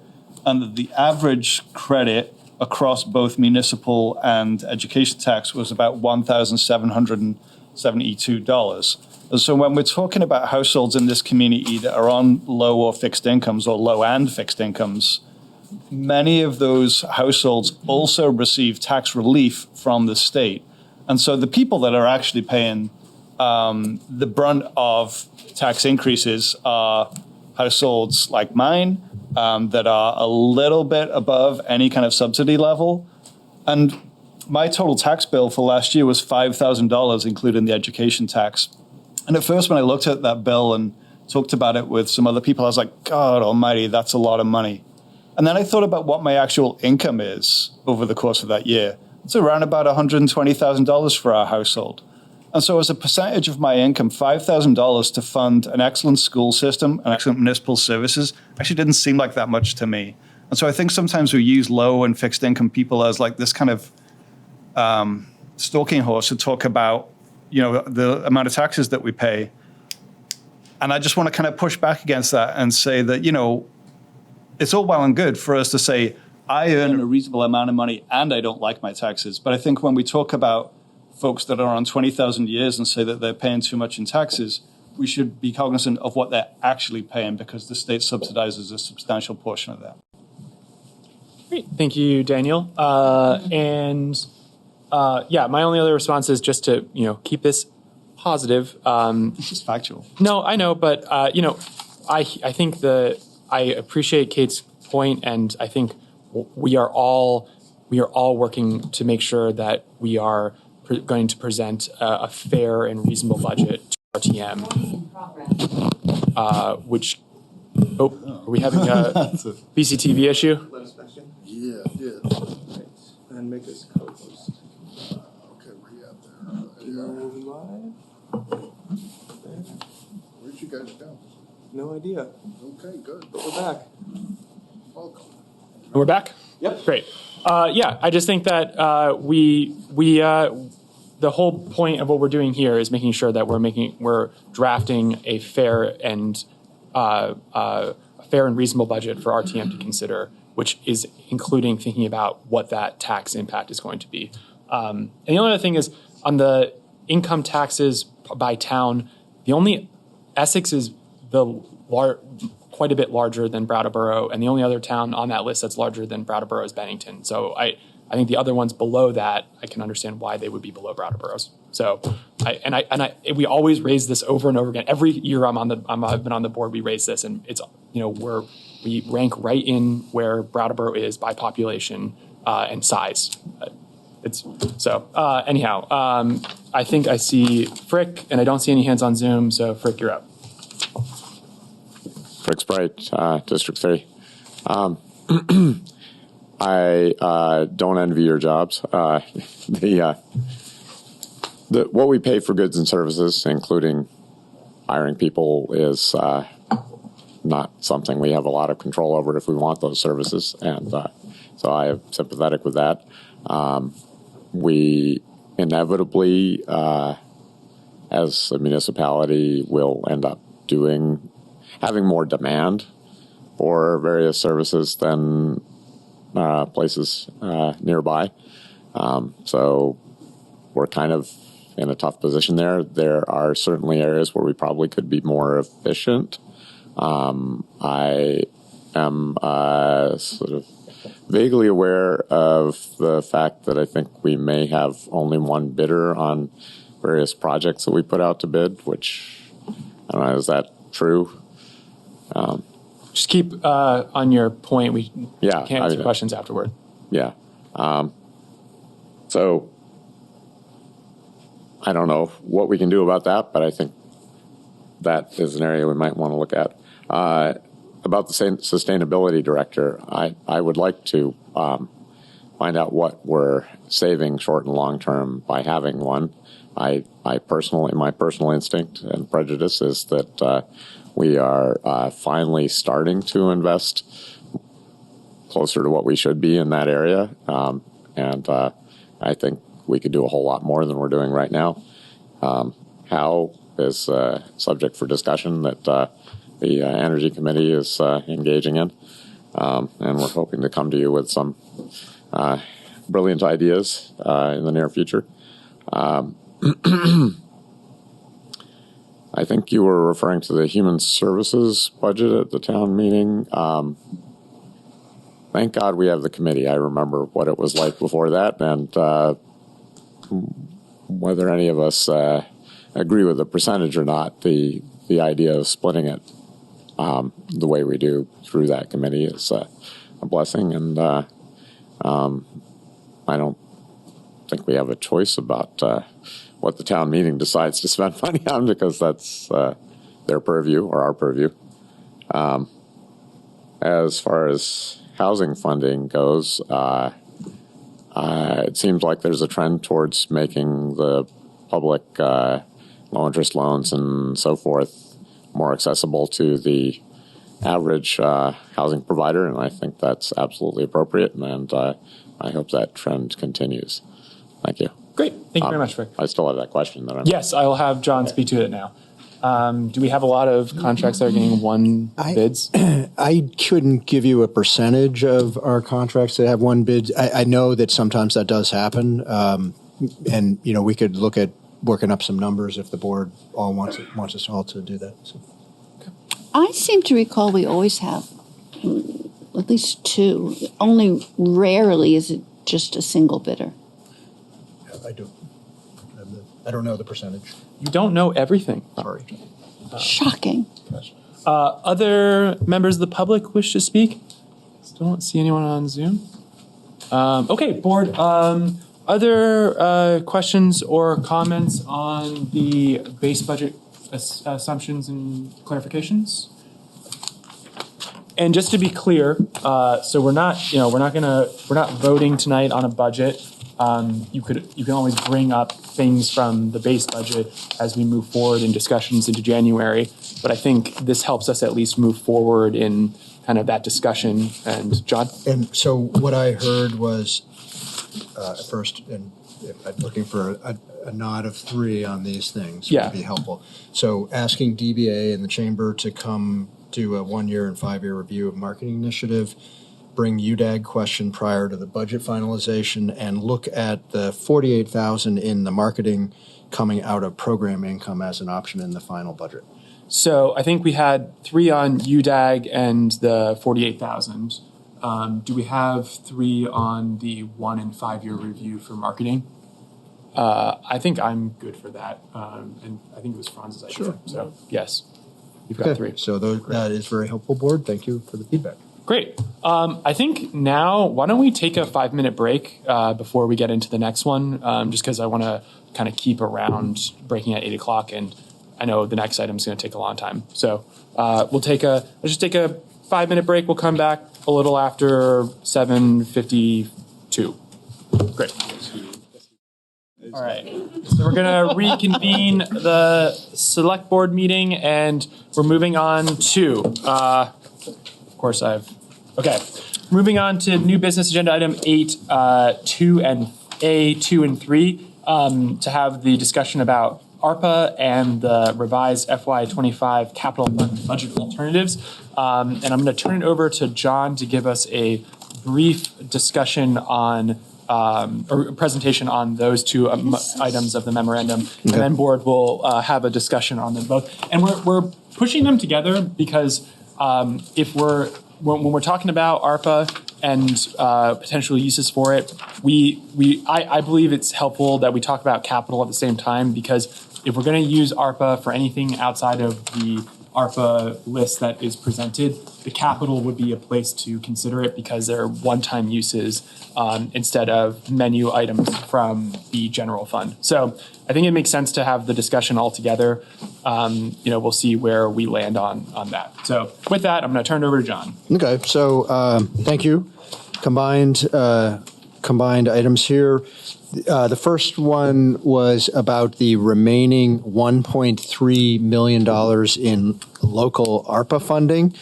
And if you recall, at your October 17th meeting, you had asked us to do a public survey to get a feeling for where people might be thinking and their priorities were. So we released that survey, the second survey, on November 24th, 2023, and promoted it through social media, at select board meetings, on the town website, and otherwise. The survey was open through midnight of December 13th, and a total of 307 responses were received. That survey had a compiled list of 36 potential projects in it with descriptions and cost estimates if they were known. And those were ideas that were developed by town staff or generated by the public during the first ARPA survey, which we discussed a couple months ago. Respondents were asked to select their top 5 projects from the list, and the top 10 results are included in the table that is on page 65 of your backup materials. The total count, so in that is the ranking in order of how they came in, a project description, the estimated cost if known, and then the total count, which is that's how many of the 307 respondents put that as one of their top 5. So not looking at who said first or second or third, but just did they have it in their top 5? Question, we've got this sheet from the first ARPA survey. Right. And was this all folded together into one? Yes, it was folded together into the survey. So those projects were some of the items that were. But how about the numbers? numbers. Are these numbers No, included no. in? So this was kind of a totally separate survey, Completely separate. but we might want to look at, there's some things that were very popular in this survey that aren't showing up in the second survey. I just, something I'm keeping my eye on. Okay, yep, that is true. And the board had asked us to do the second survey because it would be more comprehensive of all the projects, not just the ones that staff had. Yeah, included. okay. So, and then the percent of possible in that table is, that would be 100 if every respondent did that particular project. And so there are 10 projects there. They range, the top 2 were, I think it's been mentioned, are in the housing space, improving housing. Then there are a bunch of other things, restrooms, motel conversion, another housing issue, walking paths, the Hinsdale Island Greenway, sidewalk repair, the intersection at Creamery Bridge, community center, and pool replacement projects. So that is the world of ARPA. We could have gone down further, but we're starting to get into millions of dollars more than we have funding for with those 10 projects. And there was kind of a natural break there anyways, a clear break. So we cut it off at that. That's the ARPA. We're really interested in hearing from the select board, getting some feedback from you on, are there any of these that are kind of ones you want to start thinking about being in the final draft of the ARPA list for your January 16th meeting? Closely related to this ARPA list are the revised capital fund budget alternates. And those are, if you'll recall at your December 5th meeting, your last meeting, several members requested a staff prioritization of both the capital and the general fund alternates. The staff management team got together, subsequently met and reviewed the lists. And in your backup materials today are a number of suggested adjustments, and they helped me put the capital fund alternates in priority order, and that is as shown on table 5 on page 67 of the backup materials. It has the revised FY25 capital fund budget alternates in priority order with a cumulative cost and tax impact. So we have 8 items left. 2 of them we felt like could be deferred. We were looking for efficiencies and ways to reduce that. The estimated cost I don't think any of these were adjusted in any way for the estimated cost. Cumulative cost kind of shows you if you were to do these in priority order, where might you want to draw the line in terms of what you would be spending and the equivalent tax increase that would be related to that if you were to do this in funding it from the general fund with property taxes. So the items in order are replacement of the dispatch console, the HVAC control replacement at the central fire station. Those are the highest 2. The third priority was the Green and High Street intersection construction, which we have a ongoing planning effort engaging with the public on that. Mm-hmm. The fourth priority was additional sidewalk repairs of $100,000. I think you have 150,000 already in the base budgets. That would be adding to sidewalk repairs. The 5th was relocating the salt and sand shed at the highway department. The 6th was additional street paving. Again, an additional 50,000 towards street paving. We have, I think, 450,000 there in the base budget. The 7th priority was the Brannan Street retaining wall repair, 75,000, and the 8th priority was additional surveillance cameras, which you discussed at one of your recent meetings.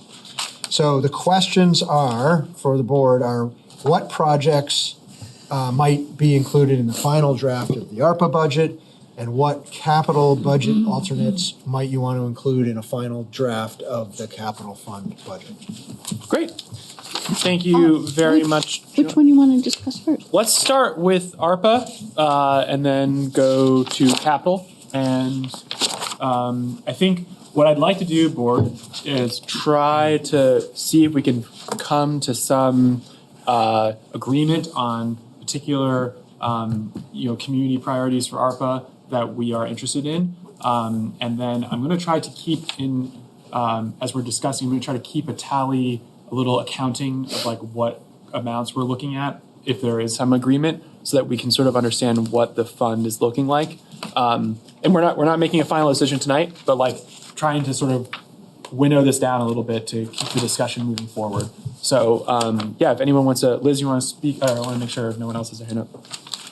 Liz, you want to speak on it Sure. first? Okay. Let's start with number 1 about housing using ARPA funds.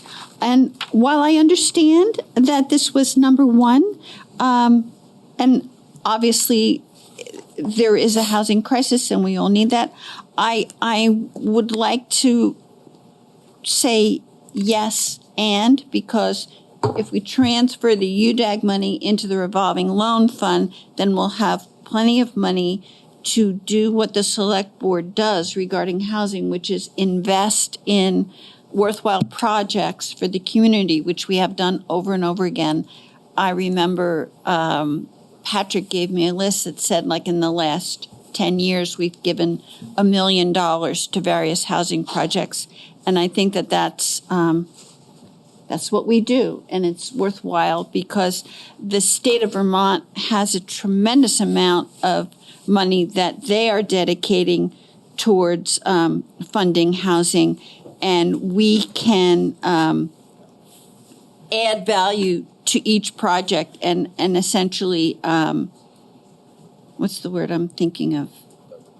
Leverage our money with the state money and other money to really get a jump on new housing in our town, which we very much need. So I would advocate taking the money out of this budget and putting it, just the reserve of it for the UDAG / revolving loan fund. Okay. Do you want to keep speaking on ARPA items, or? It's up to you. Do you want to do? Why don't we do one at a time? I think on this one, I think it makes more sense on this, just because it's really just a list. We might as well go through them. So, all right. Daniel wants to speak on ARPA, on the specifically the new funding sources for rehabilitation of affordable middle income housing. Yeah, good. And I was going to point out that that's what it says, right? This is what people were excited about: new funding sources to create and rehabilitate affordable and middle income housing. So we have this revolving loan fund already, which funds some things in that ballpark, like a a rental housing improvement program and Small business. Yeah, well, this is more of a housing question. And so what I would want us to make sure that we do is make smart use of that money to actually do what people are excited about here, right? Which is to create and rehabilitate affordable and middle income housing. There are currently some programs that exist. I believe the Vermont Housing Improvement Program was funded with COVID money. That's drying up or already dried up. But that is a program that local landlords could access to make improvements to properties to bring them back into the market. Which is vital, right? And so I would say that if we're going to transfer this UDAG money into the revolving loan fund, that we really make it clear what we want to use it for, right? So I want to be adding housing units to the town that are affordable and middle income housing. Okay. And I would want to kind of check, like, what already exists, are we duplicating, or are we adding, resources? And I hope that we'd be adding. John, wants to speak on that? And Sue Fillion is here and might be able to help us on some of these questions. So if we need further assistance, she'll raise her hand and let me know. But the answer, I think, to that is that the UDAG money could be used for what's actually described in this if we wanted to do that. So if the board wanted That is to what do I that. want to do. Okay. So. Okay. Other board members on the first item? Yeah. Thank you, Ian. So obviously, this is a really important topic, step to take, or way for us to get involved in housing issues. As I've already made clear, I don't really understand UDAG and how it would work with the revolving loan fund, but obviously some other people on the board have thought about it quite a bit, and I'm starting to hear that that's probably a good idea. So I don't want to jump into that pool yet, but I'm definitely open to what I'm hearing from the other end of the table there. And I think, just on my own, that the $250,000 is not going to have a big impact. It's just not enough money to really get us moving on this question. So even though it's a very worthwhile project, I don't think it's worth including here just based on the fact that the dollars don't have the impact we want, and then now there's this other proposal that sounds pretty attractive. So I would want to take this out of the ARPA picture. Okay. Peter, you want to speak on that? Yeah, I just I guess a clarifying question. So, in order to, clearly that was the one thing that sort of leapt out to me. Like, I very much am excited about creating, affordable and middle income housing. I think that's really a gap that needs to be filled in this town. But I was looking at $250,000 and thinking it can't be done for that. So why is I guess, as presented with the UDAG money, we would eliminate this from this and not lose focus on that, because and if I'm hearing everybody correctly, it's like, yeah, this is just simple. We're just going to remove it from this list and put it on this list, and we're going to attack it with a much wider budget and a budget that can actually have the rubber hit the road and actually create. Correct. Yes.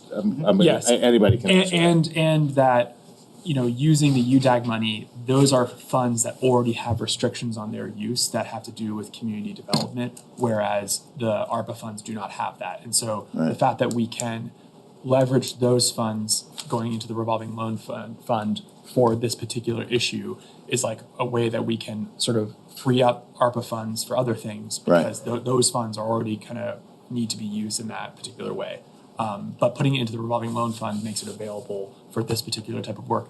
And what we can hear about, I think, which I'd like to hear when this comes back to the board, is like, how can we make sure Daniel's point is satisfied that really those funds are being leveraged towards those specific issues? Because the revolving loan fund is pretty broad. So you can add my name to that list too. Okay. That is something I really feel like we've been, I don't want to say remiss, but we could do a much, much better job in doing that. Okay. So, yeah. Okay, so I All think right, we've thank got you. some clarity on that one. Land housing feasibility study, town owned. Franz. I thought that was already being done, or that there were some results to. I'm just wondering why it's here on this list now, or what additionally needs to be done. And if it's okay, Sue would address that. Oh. Yeah. Hey. Howdy, Sue. I'm Sue Fillion. I'm the planning director. So yes, the department has been looking and has kind of put together a list of sites that we think are suitable for housing development. We're still tweaking that to present it to you in a way that makes sense.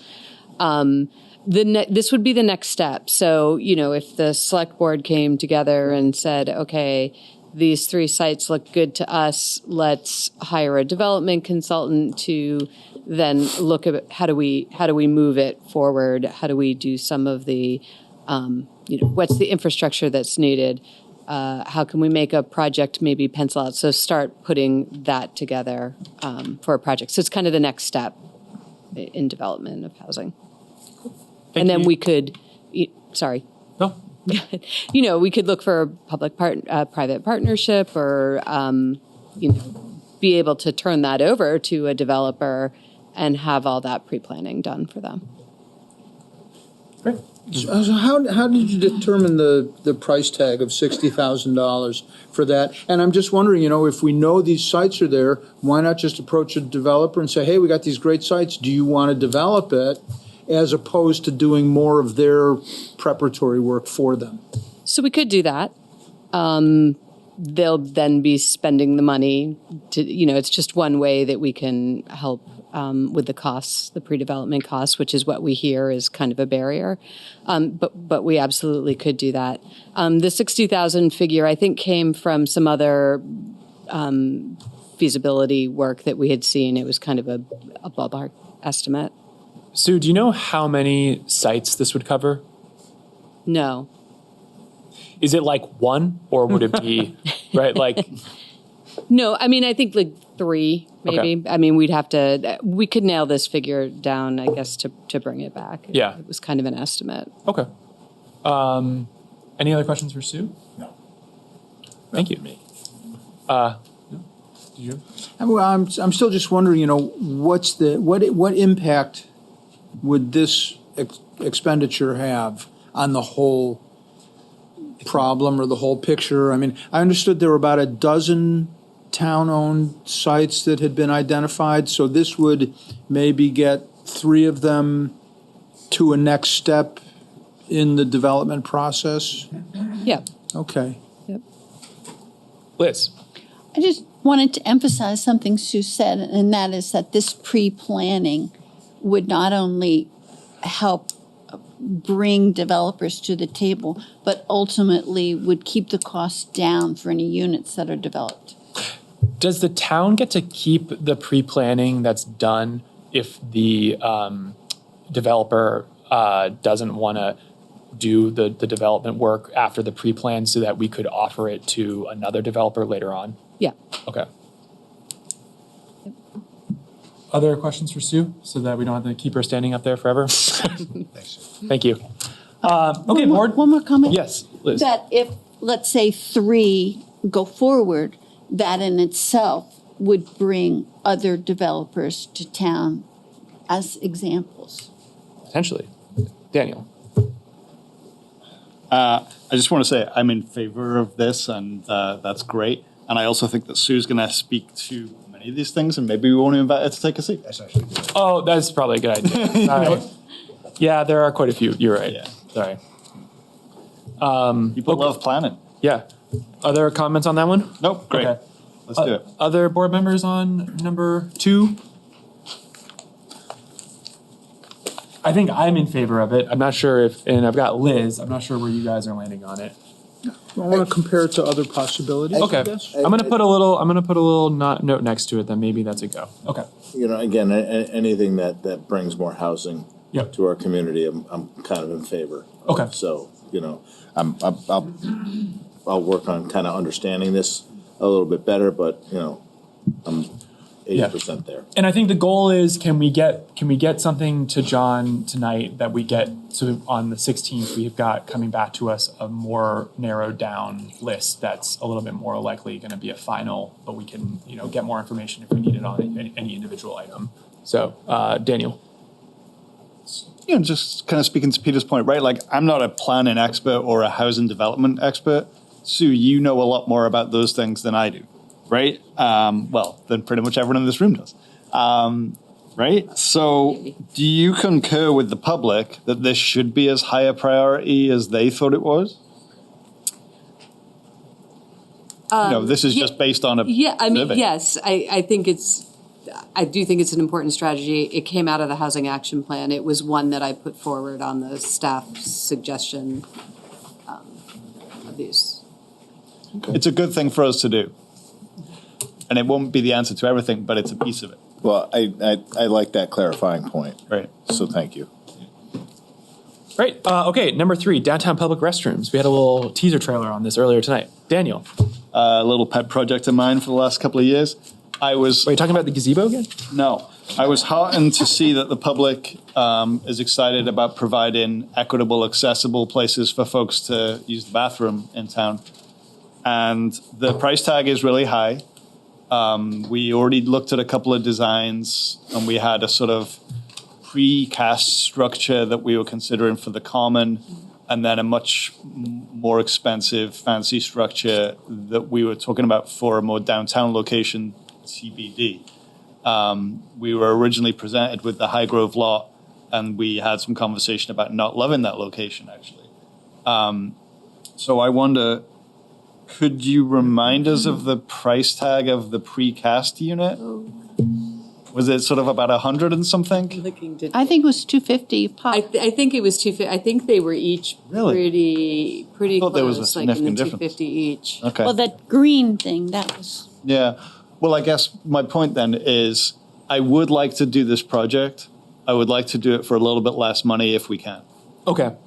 So Daniel is in favor, but less money. Potentially, it's one of the 2 precasts. Maybe it's a different version of. We had a couple different versions, and we could get the clarity on how much each one costs and see how many we could accomplish with.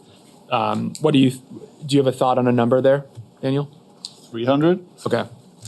I'm not saying that that's what we'll do. I just want to get a sense for where people are at. Liz? This is a much thornier issue than I think it represents on paper. I think we had porta potties in town, and they presented to be quite an attractive nuisance. And we had to carefully look at that. Right now, there are porta potties put up by Groundworks, and they seem to be in use and effective. But at the same time, I was a big proponent of having the restrooms at a much lower cost within the transportation center. But I was reminded that it would need to have personnel, which is not a capital expense and brings the number way up. So I hate to say that this is something that requires more study, but I think it does. I think, the suggestion for the fire department could be in that mix in terms of the fact that it's 24/7. But I'm not in favor of the $500,000 ticket for 2 bathrooms. I just think it's, an exorbitant fund for the working class town that Brattleboro is. And so if there were a better, cheaper option that's less fraught with unintended consequences, I might be interested. But as far as I'm aware of the problems with public restrooms, I'm not in favor of them. Okay, thank you, Liz. I saw Daniel's hand first. I think a quick rebuttal. Yeah, real quick. And then Peter, and then Franz. I just want to kind of clarify what we're doing with this ARPA budget, right? Because we're saying that we want to obligate some funds for a particular purpose. Correct. We are not spending them right away. There would be time to consider the specifics of the project. Right? Yes. Some projects are simpler than others. And I actually appreciate that. And I had meant to start this discussion off with just a reminder of what the timeline on ARPA is. So we need to, obligate the funds by the end of 2024, and we need to actually spend them by the end of 2026. So we are kind of in the process of trying to decide what we're going to use them for before the end of 2024. So we're on a good pace for that. But then there will be plenty of time for actually expending them given another 2 years. So, and I guess what I'm saying is I wonder if we could work out some of these questions while still saying we believe that bathrooms are something to invest in downtown. Well, you maybe disagree. We'll see. That's We'll fine. see what three Peter. people have to say about it. Let's see what other board does. We'll see what a minimum of 3 decides. Okay. So where I appreciate the discussion of having downtown public bathrooms, and I think that on paper, nice concept. I look at the expense down the line for maintaining them. I'm reminding myself of hearing about how bathrooms had to be closed and locked in the transportation center.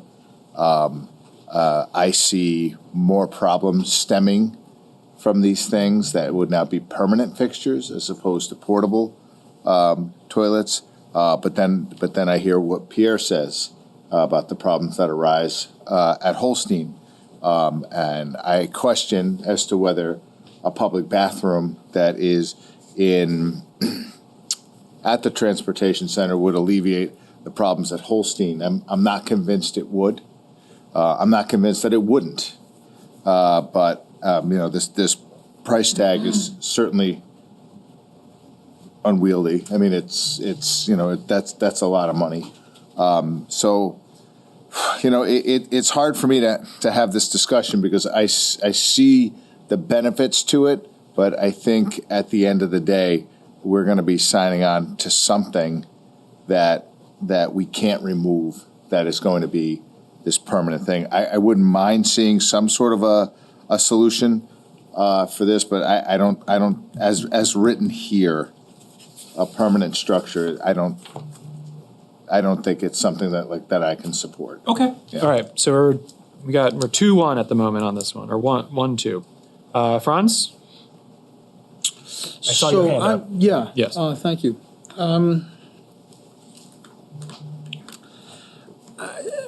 I have real problems with if you look at the Portland Loo specifically as a facility, I don't think that's a good answer. I think, it's in some ways attractive, but I think it's almost illusory that we're going to plop those things down someplace and then not have to think about it anymore. Just from doing a little bit of looking online, the places that have had sort of successful experience have actually had personnel on site with those facilities. So yeah, they're putting a publicly available bathroom, but they're also having somebody there to make sure it's used properly or appropriately.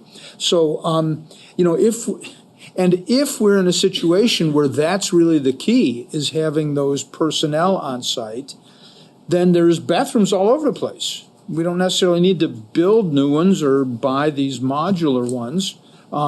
We could put our resources into figuring out, okay, how do we assure the places where bathrooms are already present, how do we assure that those facilities are properly maintained and used? So I think it's kind of what Liz was saying, we need to look at this in different ways. I would not be ready to jump in with this, certainly in the short term, and even in the long term, I'm pretty skeptical about this specific solution. Now, do we need to have bathrooms available for the public downtown? Absolutely.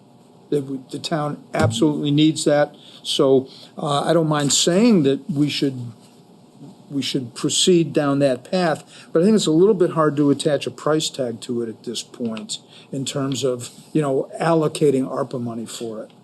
So, go ahead, Danny. Hard disagree. We've actually already done some work. Planning department did some work to investigate, options, locations, infrastructure, logistics, so that they could actually give us a price tag. This was work that happened before you were on the board. Because we've been investigating this for a while. Yeah. And so I would say, we have good information here in order to base this decision. And it's fine if 3 of us saying we just don't want to see, additional public bathrooms available downtown. I mean, that's a position you could take. 85 respondents to this survey felt like it was really important. And so I wonder, what we think about that. Okay, thank you, Daniel. Sue, I'm going to talk for a minute. That's Okay. right. Are you're going to talk now? Yes. Okay. Or do you have another? No, I was going to respond to Daniel, but you talk first, and then I'll see if I still remember what I was going to say. No, you first. If it's a response to Daniel, I don't want to. I want to agree with Daniel that I think we all think this is really important. I just don't know how to put a price tag on it at this point, or to say that it's appropriate for ARPA funds if in fact it's an ongoing personnel expense, if that's what we need to do. So I think there's more questions than we can answer, and I just wouldn't feel saying, oh yeah, $500,000 or any other sum of money. Right, because this is not about the about ongoing facilities maintenance. This is about a capital expenditure to build some stuff. I guess my question is, I don't really recall additional staffing being a component of the discussion about. It was not. Yeah, so. This was just the purchase and And- installation and, running the water or the sewer lines for the one at the company. Do you recall if we spoke with, so Burlington has a, I think it's the They have a Portland one. loop. Oh, they do. It's a Portland loop. It's a Portland. Yeah, Outside of I've it. used it. It's in the City Park. City Hall Park. It's not staffed. I don't know what. So I think it must be what we're referring to as like cleaning and maintenance. So I think I would be curious to hear if we haven't spoken to them about how that is, or have we spoken to them? We did. Yeah. Carol spoke to their parks department. Gosh, now I'm trying to kind of in the mental file what the notes were, and I think it was mixed. I think they did have some issues. They've had some issues with it. Yeah. I think they've had some emergency responses. They definitely go through a lot of supplies. Yeah. And so it's handy because the city hall is right next door, so that's where the toilet paper is. And I think I can't recall if they are maintaining it once or twice a day, making sure that it's stocked and cleaning. And I think that if the temperature does get too low, the water in the bowl can freeze. That's what I recall. Okay. So yeah, I mean, I support it. I think I'd be curious to see if what we could do for 300,000 over 500,000. I think if the board has a priority for downtown restrooms for the public, then it's really a question of, do you want to have freestanding ones that are available to people 24/7, or are you going to figure out a different way from a different building where that's going to be available and that's actually 24/7? I think it's kind of a tough one on like the fire department, for example, because the fire department is not all 24/7. The whole building is not, right? So where in it, and there's a lot. And they're pretty busy. Yeah, and there's staffing that goes into that, and equipment and resources and cleaning and infrastructure. It's just not infrastructure, but all the other things that go around it. So I'm not really sure like the cost savings on the maintenance of it, if we're really talking about infrastructure with ARPA, right? If we're talking about one-time expenditures to build stuff, that's kind of the discussion I think the board should be having on this particular issue. So do you want to solve this by building some bathrooms downtown for people to use? Yes or no? It seems like we got no right now. I think yes is my position, especially if we could. I think 500,000 is a little bit much, but if we could drop it to 300,000, I think that's a pretty interesting one. So that's where I land. But I don't think we've got 3 unless not at the moment. Okay. Not me. Fair enough. Okay. So we're going to move on to 4, which is the motel convert a motel space to housing. Want to start on that one? I think I saw Peter's. Yeah, again, and I talked about this with John a little bit this morning. This is another one that sort of confuses me on a list where we don't have this much money in ARPA. I think that's a fair point. I don't, again, 100% can attach myself to something that provides this type of housing that we're looking for, that's good, that people can, live in and afford and doing all that. But how does it get on a list where, we're already operating at a significant deficit to try to even accomplish it? So I guess clarify that for me a little bit. Yeah, so I think I have just my own personal response to it, which is unless we're going to UDAG this one, and then it'll be my favorite word. Right. I think that maybe some of this is about UDAG, is that, Okay. we're prioritizing housing through that action. I think the other component to this, in a more generally about sort of our ARPA discussion, was we kind of encouraged the community and town staff to really give us all the things that you're thinking about as potentials here. And this is a really interesting, big idea that has some community support. And I think it's worth considering that it doesn't necessarily mean that it's practical for the amount of funds that we have. Right. Okay. So, the result is maybe we say this is really interesting that we know this, we should keep this in mind, but maybe for the funds that we have available, this isn't really a realistic thing for us to do. But clearly, this is another result of how important housing is to. Yeah, and so I mean, I would want it to stay in the conversation. And as I understand this process, just because we eliminate it off this list doesn't mean it goes away. So that's like the housing issue is huge, right? And if we can take a motel and convert it into decent housing for people to live in, I want that to happen very much. You have a bunch of hands up, down. Yes, Liz, I think first. Couple things. First, I just want to talk for a minute about what we might mean when we say we should do this. Because actually, we have had 2 instances in Brattleboro where the Windham Windsor Housing Trust has converted 2 motels in town. And in that process, we took money from the revolving loan fund to support them to get it to pencil out. Now, the other we might want to be discussing is the governor's office. Because during the pandemic, as a response to the housing crisis, the governor's office was supposed to be providing motel conversions throughout the state so that when the motel program ended, there'd be places for people to go. They didn't do that. They still have to do that. So there's state money earmarked for that process. There's, nonprofit partners in Brattleboro and in the region who will be doing that. And that we would UDAG it. We would continue to support projects like this but we would not be the prime mover. We would not be doing what the Windham Windsor Housing Trust does or whatever other partner would be doing it. We support the people who are doing it. And I think when I say we, that's what I mean collectively. As far as this body can govern this decision, that we would be behind that. Yeah. I think Daniel was next, Yeah. and then Franz. Yep. Yeah, I agree with everything that you said, and I kind of wanted to come back to the unwinding of the motel program, whenever the hell that was. It's not done yet. I know, but the first phase of the unwinding July. that happened when the state said to us, "Hey, we got some money for you. Make some proposals," and we made some proposals about emergency shelter, and we're continuing to explore those options. We have an insufficient supply of shelter in this community, which is why we have high levels of people living unsheltered right now.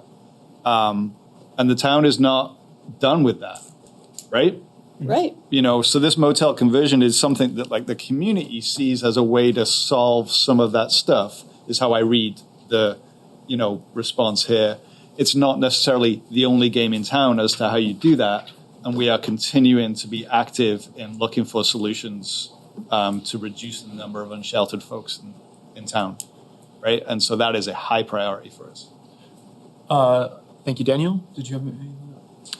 Well, we may not have enough money right now in the ARPA funds to do that. But what if we bought scratch tickets? Oh, my God. Yep.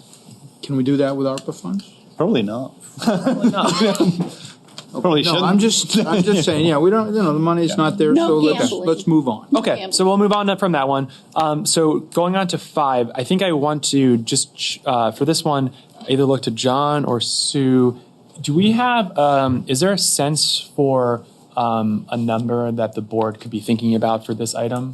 at all now that it's Somewhat. VTrans has some estimates for 10-foot multi-use paths, and their estimate, so for it's about a mile distance. It would be anywhere from 1.7 million to 2 million for that. Now, that is excluding the fact that this is railroad land. So are they going to charge us? Are they going to make us lease the land? And there's several other challenges that I'm happy to talk about. Yeah. But we're looking at least around $1 million. Okay. That's, again, not including whatever kind of land. And would there be my understanding is that there may be state funds that could be also used for this kind of work? Yes. And do you have a sense for how much is available at the time, at this moment? No, I do not. Is there anything that the board could do beyond setting aside funds from ARPA for this, for the actual like construction work? Like, could there be money put towards a plan for this? I don't think a plan exists at the moment for this thing. An idea of connecting the Connecticut River to the West River Trail. So there is not a plan. There are a couple of people who have looked at it, including when we worked on our downtown design plan. Our consultant planning landscape architecture background kind of went out to vet the space. And so there's several physical factors at play. There is as you're traveling north on the westbound side, there's steep slope. On the eastbound, there's the river. So you're having to have a certain amount of shoreland buffer. And there's also the railroad. So it would be a rail with trail. So she determined that the physical constraints are very difficult. You'd end up having to cantilever at some point, and it would be a very difficult project to do. After she had taken a look at it, Windham Regional Commission at one point had brought in a staffer from Rails with Trails, and they kind of had a playbook. So the sustainability coordinator had done some work working with them, trying to look through, could you get it on the riverside? And I think it was a member of the Friends of West River Trail was trying to have conversations with the railroad, and they just didn't go anywhere. So I think if anything was to come of this, I mean, maybe it's hiring some, doing maybe a more formal scoping study than the two groups that have looked at it. But it would be an amazing amenity, but a really costly and complex project. I don't think you could get it constructed by 2026 because of the permitting and the railroad. It'd be pretty tough, but maybe some sort of scoping study. Is it possible? Is it possible? I don't really know. Yeah, Liz. Thanks. I appreciate all of Sue's comments. And I recall that when I was on the Planning Commission, we had a really nice study done and of alternative pathways within the downtown. Mm-hmm. And that might be, if we're trying to bridge the gap between the West River Trail and, let's say, the bridge, that could be made up of those segments in the downtown that we had been talking about many years ago. I think that's in some planning document. It is in the downtown plan, which came out around COVID time, and it had mixed reactions, having these little segments of infrastructure that, depending on who was using it, whether or not they would feel it was. I really liked it. I thought it was clever, and a nice way to kind of actually not bypass the town. And I know the railroads are impossible to deal with. Not bypass the town, but incorporate the downtown into this recreational trail would be nice. Thanks, Liz. Other board members? I have some thoughts on this. Franz? Yeah, I mean, if I can just start throwing bombs into the process here. I've been a big fan for a long time of the Whetstone pathway, of extending that out maybe not all the way to, but towards the Farmers Market, Living Memorial Park, and even further in West Brattleboro.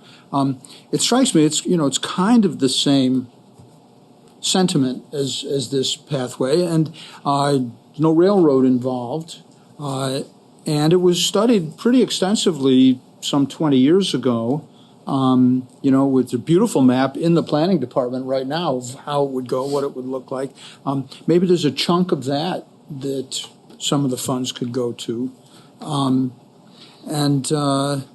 It would be a lot less complicated than what I'm hearing you describe now.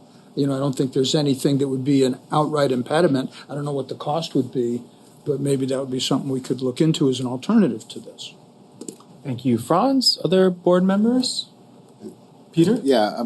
So when we talk about funding here, is there the state funding that's available? Would that be like in a match form? Like we put in X, they match it? Is that how that works? Yeah, their trails are, yes. Yeah. So if it was $1 million, we put in 500,000, they would match 500,000. Yeah, usually it's 80-20 Okay. match, but yes. Okay. Our 80, their 20. We have the 20. No, Oh. they're 80, our 20. Oh, Oh, Ooh, I like that 80-20. that's a better 80-20. I think I just found a new favorite word. Yeah. No. So I mean, I'm in favor of this whole thing as a whole. I like the idea of it. I like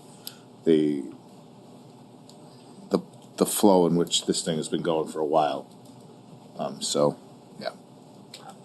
Thanks, Peter. I'm going to let Daniel So funding, or at least obligating some money towards a project that we don't know anything about with a price tag that we have no idea of.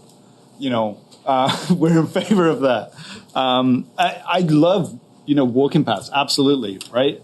And like the community is saying, we'd love to see one on the Connecticut River. I would like to see one too. It's just the It's not constraints and the impediments might make it hard to do. So like, I'm in favor of investing in that kind of infrastructure in the town, but it sounds like it needs a little bit more work before we could say yes to something. But a thought I have is, so we don't have like a real plan on this yet. The ARPA funds need to be spent by 2026, and I think it's we should listen to Sue when she says, you're not getting this done by 2026, which is fair. But I think that the push towards rail trails and walking and biking paths in Vermont is only going to continue. Like, I think that it is something, the Lamoille Valley Rail Trail is a huge success for bringing tourism to that region of Vermont. And there are other communities that are following suit, both in Vermont and New Hampshire, all in New England. And I think that Brattleboro should take advantage of the funds that are available, and we should turn back to the Connecticut River as an asset, a jewel for the town. One of the things that we talked a lot about in our planning, the select board planning, was thinking about jewels that we can have for this community. Recreation is a huge thing for people who live in a community and also who can come and partake in it.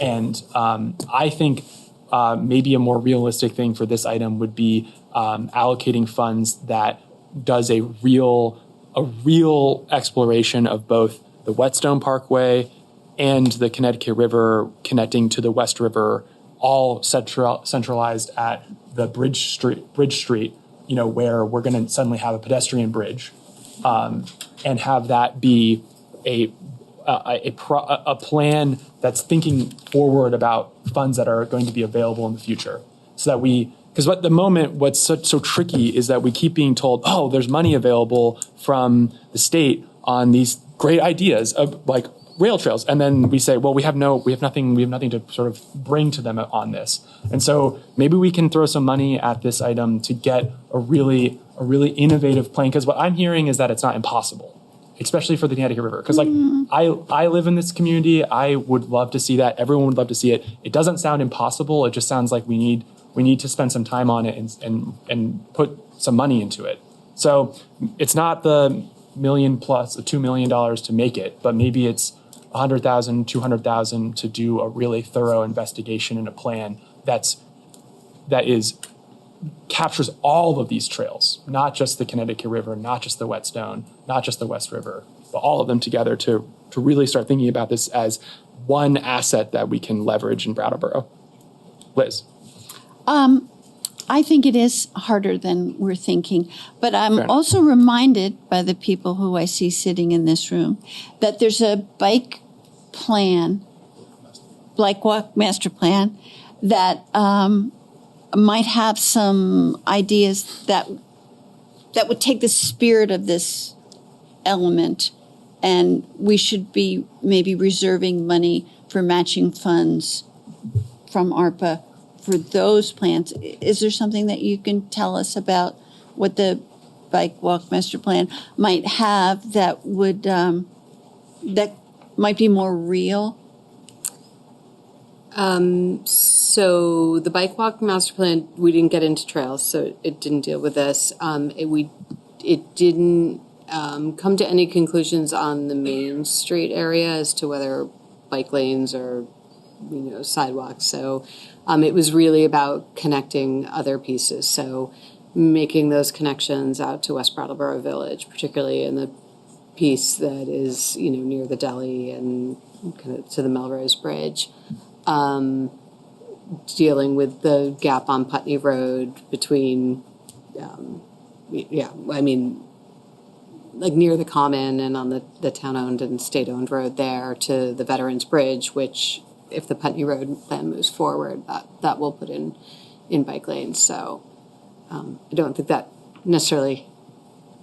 So there isn't a clear path forward from the bike master plan that says, oh yeah, we want to do X and we need matching funds set aside from ARPA to There are for certain projects like Canal Street, wanting bike lanes on Canal Street. And so we're going to do that planning with the Better Connections grant. So, if we were to go after a large federal transportation grant after that, we would need the matching funds. And so I'm in favor of looking at the plan I thought of and the plan that Franz thought of, because I just think the Connecticut River is too tough. Daniel? Just a clarifying question. So were we to use ARPA money as matching funds, right? It's like we'd put it to one side, hoping that we can kind of like apply for something and use it to match. Does the putting it into a matching funds kind of thing mean that we spent it? Like, is it the same as spending it? Yeah. We would be fine. So there was a lot of discussion coming out of U.S. Treasury early on in ARPA, and everybody is absolutely familiar with the final guidance that obligations need to be done in 24 and spending needs to occur in 26. There's a more up-to-date guidance which is going out to pretty much all Vermont municipalities, and that is the recommendation that you run your ARPA funding in its totality through your general fund, do it right away, do it this year, and then what you could do. So, for example, we have 1.38 million in ARPA, right? It is a perfectly eligible use of those funds to pay for staff salaries. We pay for staff salaries using the 1.38 million.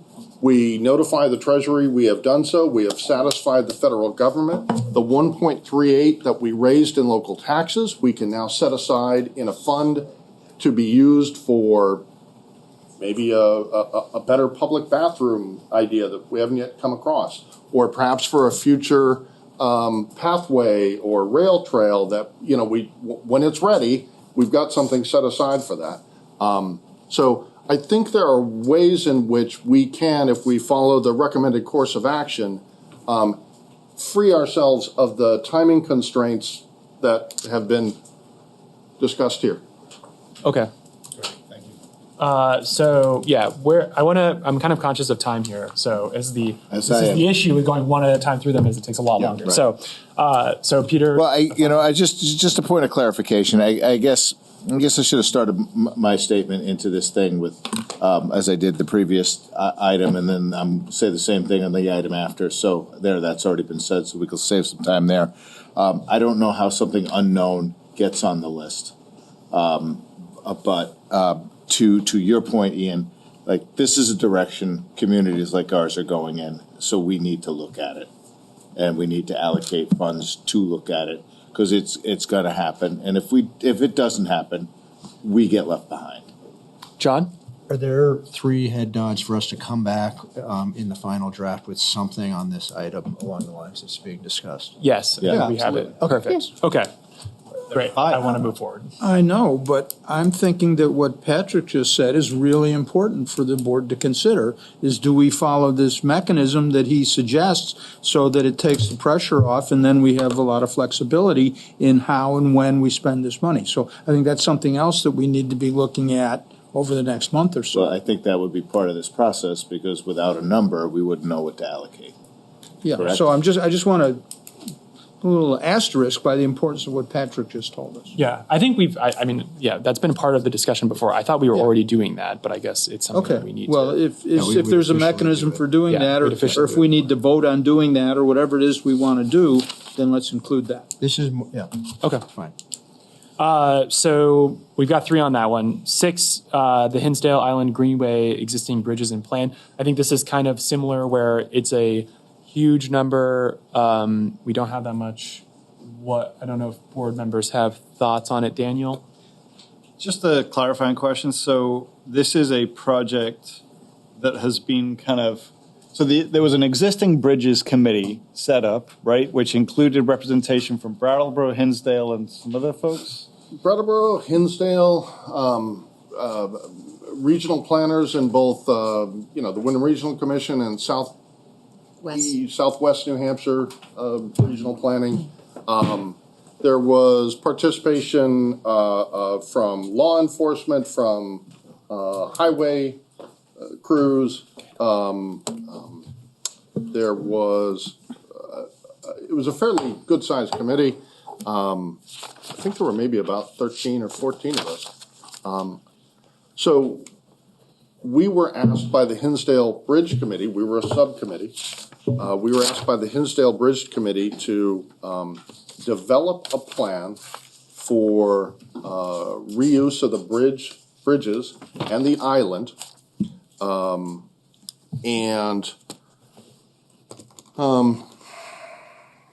sorry, I'm getting a little tongue-tied here, and to vet that plan with the public. So over the course of about 3 years, we began to engage with planners out of, I believe it was UMass Amherst. Initially, it was working with some undergrads and a collection of them. Eventually, we worked our way to a point where we were working with one of their graduate students who was finishing up either a master's or a PhD, and they worked with us to take on this project. We, over the course of, like I said, several years, met with the public, met with the consultants, developed a concept that included a boardwalk that went around the island, that included a sort of a natural amphitheater, that included the potential for bathrooms, and some really nice amenities on the island in New Hampshire. Yes. The principal challenge is that aside from the $3 million price tag, which is probably now a couple of years old, is that there isn't a entity that seems inclined to move forward with the project, either from the capital construction side or for the ongoing operations. So 4 governmental entities come to mind. State of New Hampshire, that currently owns the island, is the most obvious, but they don't seem inclined to wish to invest in the island any more than they're required to. There's the state of Vermont, there's the town of Hinsdale, and there's the town of Brattleboro. There could be others, but no entity has been identified that wishes to initiate a project at that location.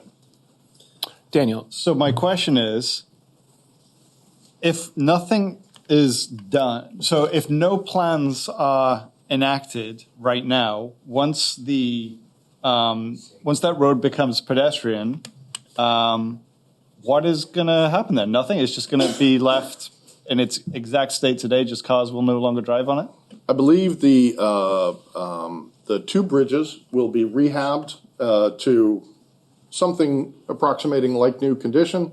A system of bollards will be installed at each end to keep vehicles from proceeding onto the island. And that's about it. Okay. And so this $3 million price tag here is the price tag on that kind of project that you were describing? Yeah, the capital cost to build amenities on the island that would make it an attractive place for people to gather. Okay. So like A, owned by New Hampshire. I guess I'll stop there. No, but I understand why people are excited about doing something really great down there, and we should. And I'm at least heartened to hear that it's not going to be left in total garbage condition. It's going to be improved upon a little bit. But can we please work with the town of Hinsdale and both the state entities to come up with something a little more inspiring? Franz? Yeah, in fact, I would kind of just service for 3 years on that committee. My thought is, why not roll this in with the previous proposal of, it's basic, from the Whetstone Path project to extend that across the river as part of the same pathway, that would just be logical to me. But more importantly, if we're looking at pathways and walking and pedestrian access, it just seems proper to include this and have whoever in the administration is in charge of that to do this too. Mm-hmm. Liz? I am opposed to spending Vermont money on a New Hampshire amenity. And it seems to me that there has to be some sort of bi-state solution. And I think the thing to do would be to get our congresswoman and whoever represents New Hampshire to get federal money to do something that is commonly done when there's a bi-state problem. Okay. So I'm hearing kind of, I don't know, really. We're not going to consider this one because it's not even owned by Vermont yet. It's not even owned by Brattleboro. Right. I mean, it kind of comes back to like, hey, these are some things that as a municipality, like we're interested in exploring, but let's not use this vehicle for it. Mm-hmm. Okay. So we have head nods. I think I'm interested, is there any head nods on maybe seeing if we could come back with a number because I think the one point for the for like a rail trail, bike path, Whetstone waterway is that also like Hinsdale has a rail trail that literally starts like 400 yards down the road from this bridge, right? So you would kind of think that it would naturally bleed into this if you really wanted to create like a connection of trails. That's an asset. So I think it makes sense to incorporate that planning involving that trail as well. So if I've got at least another thought on that, do you see what I'm not sure I quite understand what you're saying. I'm just saying that we're going to probably have a number coming back on what planning would look like that would involve the Whetstone with the Connecticut River and the West River, kind of those all, and the bridge area is kind of what I'm curious about. Yeah, I'd be a fan of asking that question. Sure, I see a benefit to that. Okay. Including looking at what Liz just suggested about, a combined approach of the two states. I mean, that could be part of the thinking process. But we're thinking, are we designated funds? We're gonna get what we're gonna get from next for the 16th is a dollar amount for planning on the trails question. Thank you. Specifically. Yep. Okay. 7. This is pretty simple. Additional sidewalk repair. Is this something that we want to consider for use on ARPA funds? And the TBD is basically we could throw all of ARPA money into this if you wanted to. It's just basically how much do you want to throw, if any? Yeah, Peter? yeah, I mean, if our sidewalks need to be repaired, they need to be repaired. I don't, whether it comes out of here or someplace else, it has to happen. Liz? Well, both sidewalk repair and street paving are in the base budget. The capital fund budget alternate identifies additional money, and I would be in favor of that if, when we reconcile the ARPA, there's money left over. Okay. So that's Liz's kind of a asterisk. Daniel agrees with the asterisk. I pointed Peter at Liz agrees. the same time Daniel did, just for the Okay. record. So we've got that. Franz, if you want to. I'm okay with that, but I want to point out that from my thinking, this is really not a category of one-time expense. This is an every year expense in the budget.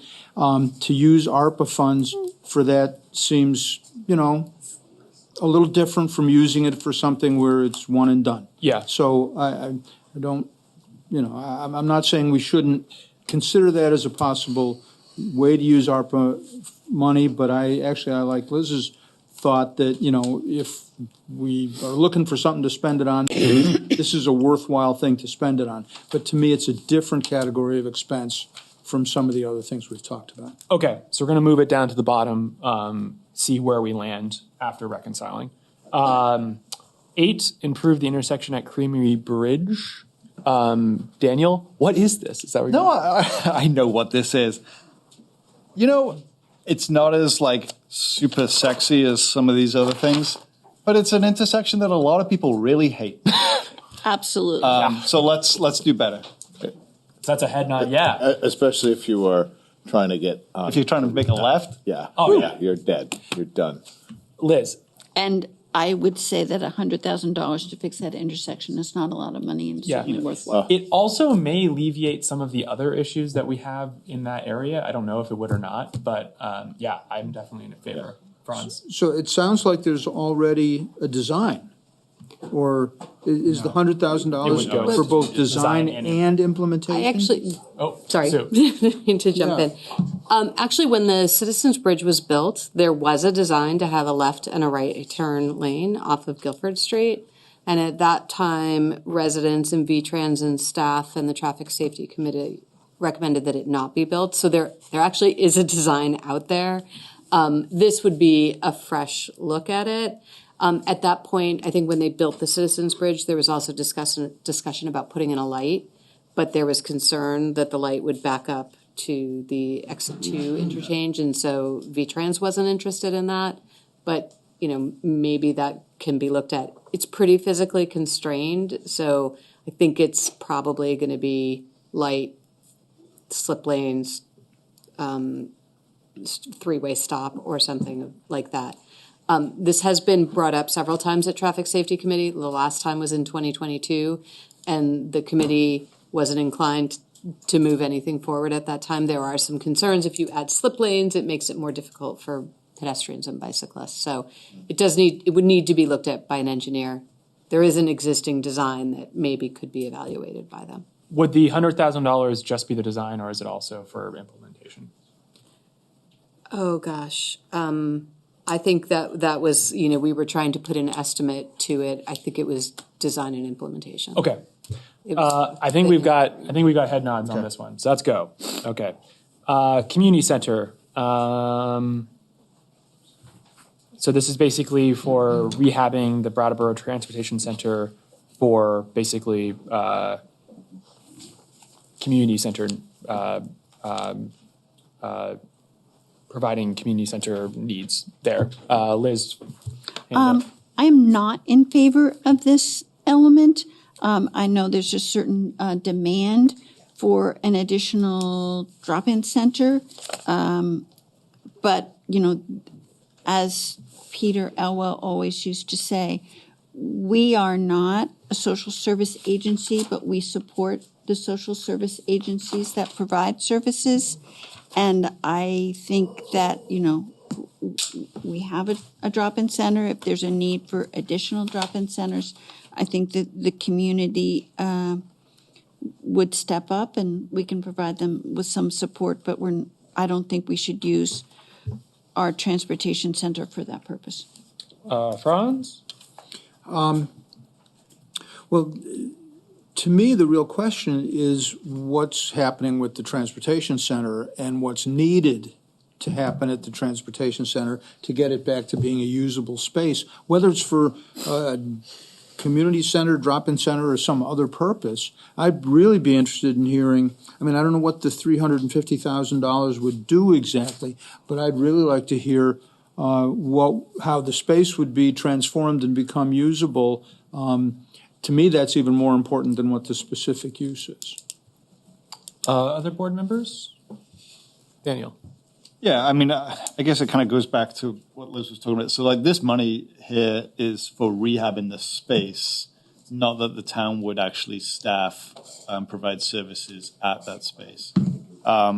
During a time where Groundworks reduced the level of service, there was a temporary drop-in site at the transportation center. I visited it a couple of times. The people that were using it found it really valuable. Many of them spoke to not accessing services at the drop-in site on South Main Street for a variety of reasons. There is an unmet need in the community around this. I understand that it's a pretty thorny issue and location is a factor.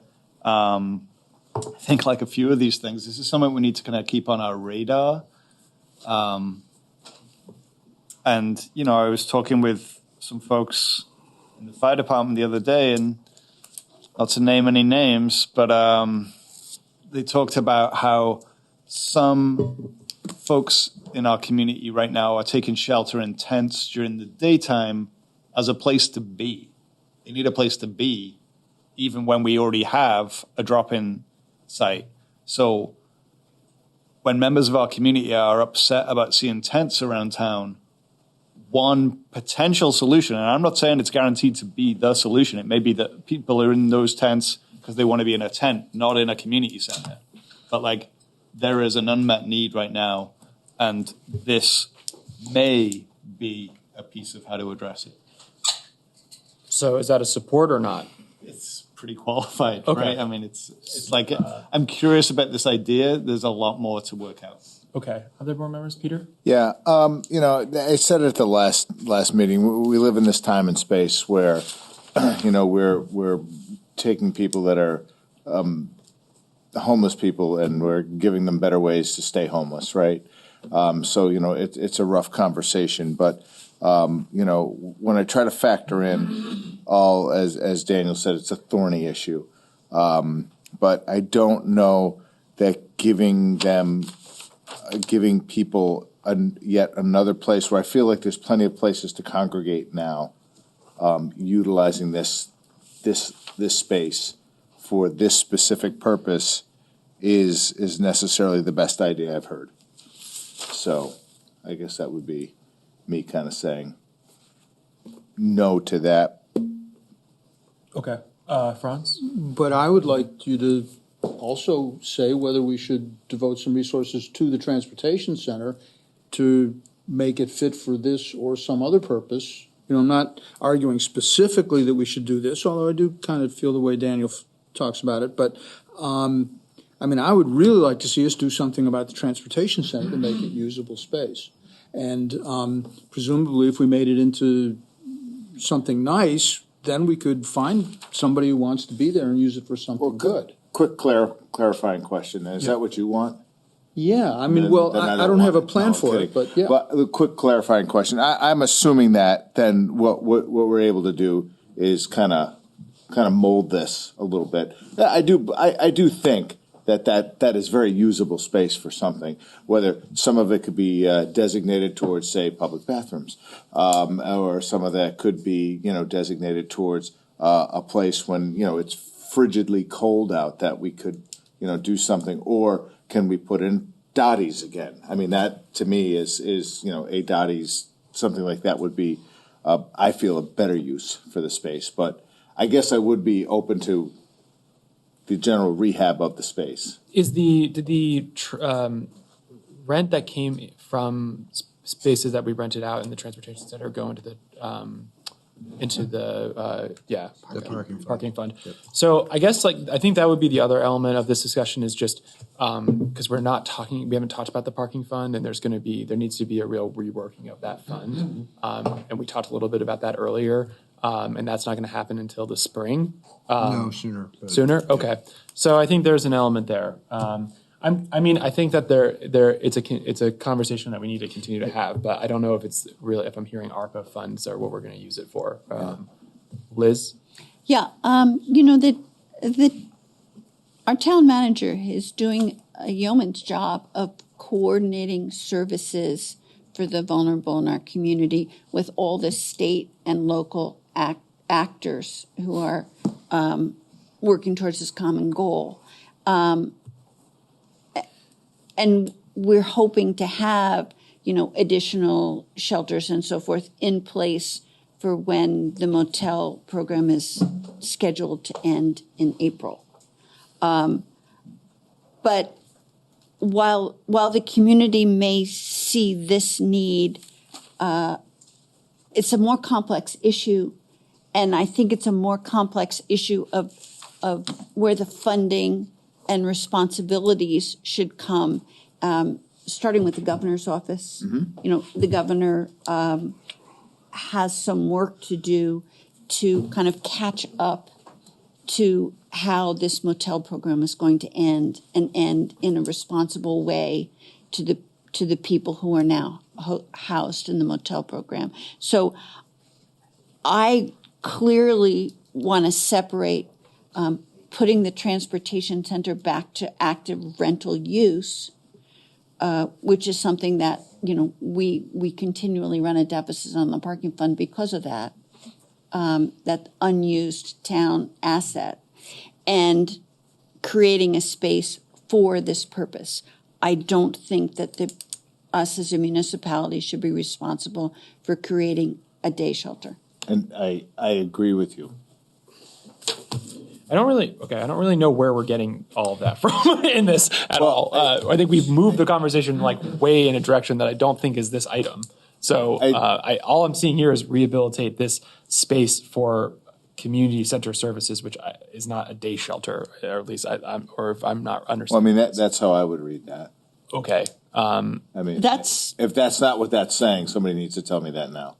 It's not what it's saying. I don't think that's what it's saying. I think that's what it's saying. How about It could say that, but it doesn't have to say that. What's that, Daniel? How about you take this guy with his hand up over Yeah. here? We already have a day shelter in town. It's called the Brooks Memorial Library. We will provide these services whether we're, planning to or not. That's a glib point, and it's, that's not actually what I wanted to say. So rehabilitating this space, I think, is an important thing to do, period. We should probably obligate some money for that purpose. I would wonder, to what extent can we rehabilitate it and make it available for multiple uses, right? Like back in the day, my old colleague Tim Wessel dreamt of a laundromat in the transportation center space. Now, you can't rehab it for every possible use. Presumably if you wanted to build a laundromat there, you'd need to do various plumbing things that aren't necessary for other purposes. So how can you rehab this space to make it flexible enough that it can be used for multiple different purposes? John. So are there 3 head nods to rehabilitate the transportation center? Yes. We will come back with a number on that for you. Okay. Yes, please. Okay. Thank you Okay. so much. Excellent. Pool replacement project. I think so. My thought on it is there's still a lot going into this planning wise, and that work is happening. And so I don't really know exactly where this number came from because I don't even really know what the plan is. So Daniel's going to the pool. yeah. I would just want to say, if it comes off this list, that it stays on a list. Yeah. Okay. John, want to speak to it? Yeah, this I'm sure this is just a wag, and so it could be lower than this, it could be higher than this. We have no idea yet because it's not been scoped. this is, I think, just more a question to you. Do you want to spend ARPA money on the pool or not? Yeah, board members? I like one, you know, it is sort of a one-time spend, right? So it seems to make sense that it would be smart. But, you know, again, it's more than we have. Yeah. Yeah, I want to So- know what the project looks like first. That's me. So I'm hearing three. There's an opportunity to put some money aside for future if that's what we want to do. Is this maybe a Sue question? I'll throw it out in this direction. Is there like a matching fund opportunity with this as well?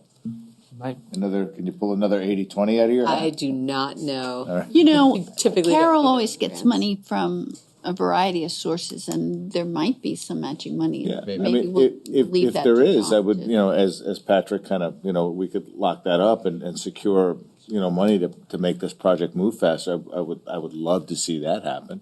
So I think that might be the one thought. Is there any information that we could get on?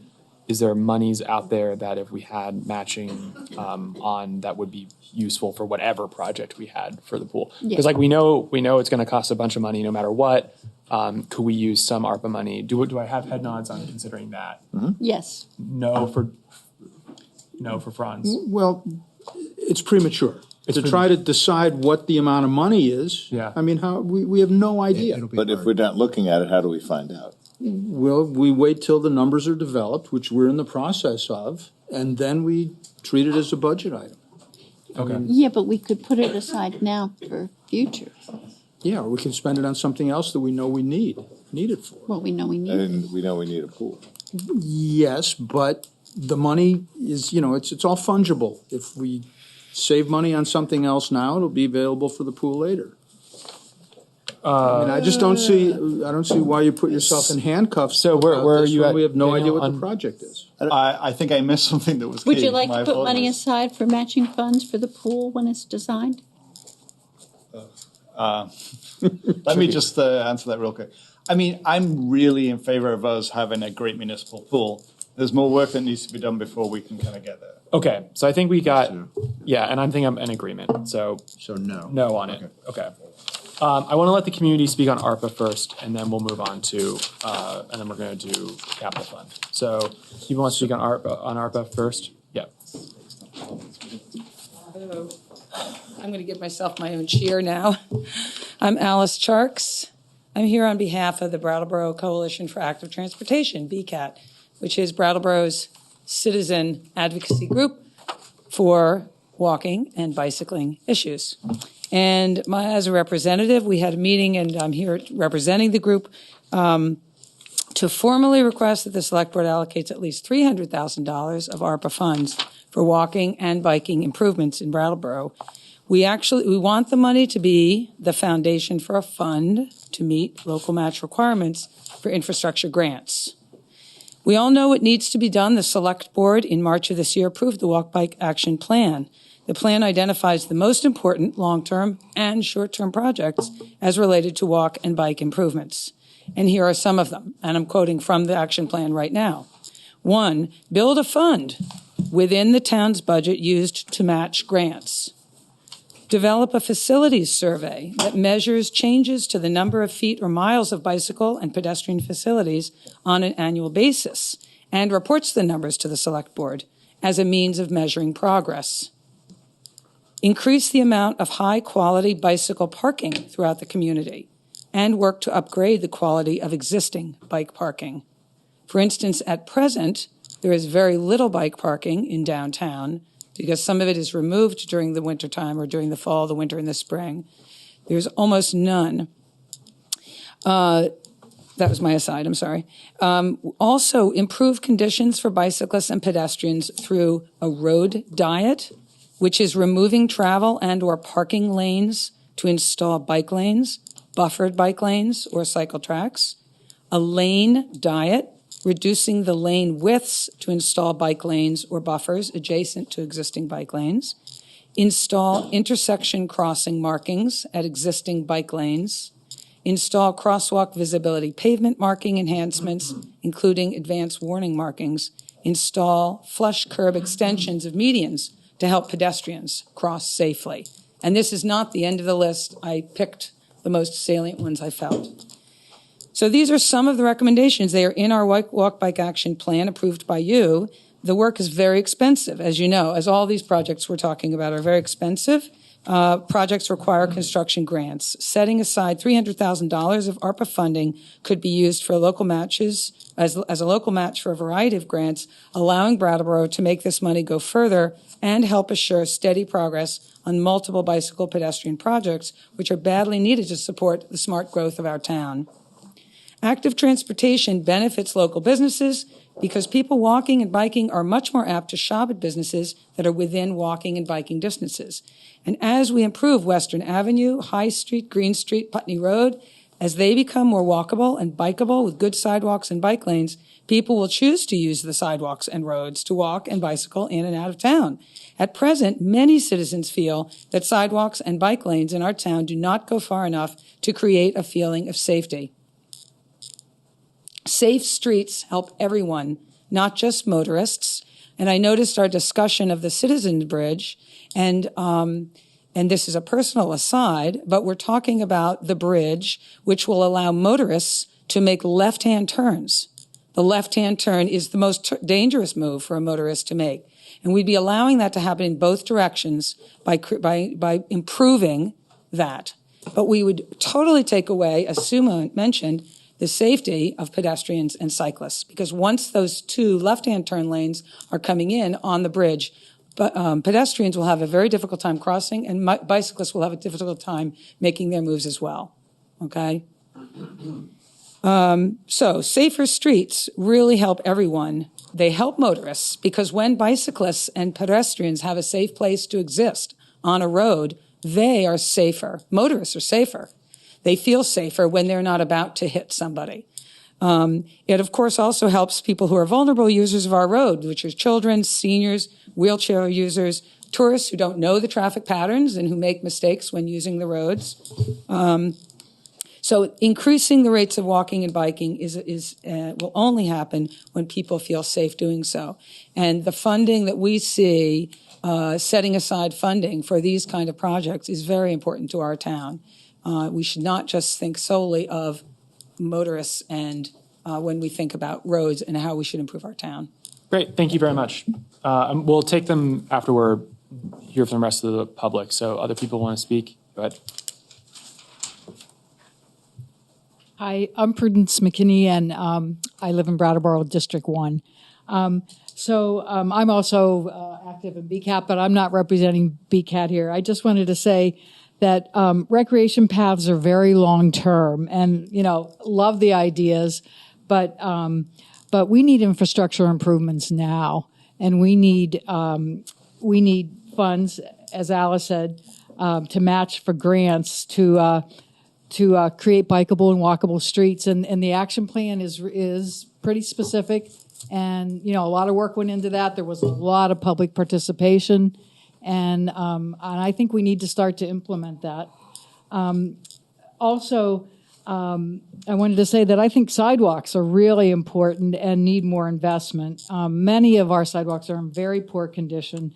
They're expensive, and we really need a bigger infusion of funds. So I hope that they won't just be sort of, if there's a little bit of money left over, and it doesn't matter if it's in the capital fund or ARPA, budgeted ARPA, we need to be spending more than $150,000 a year on our sidewalks.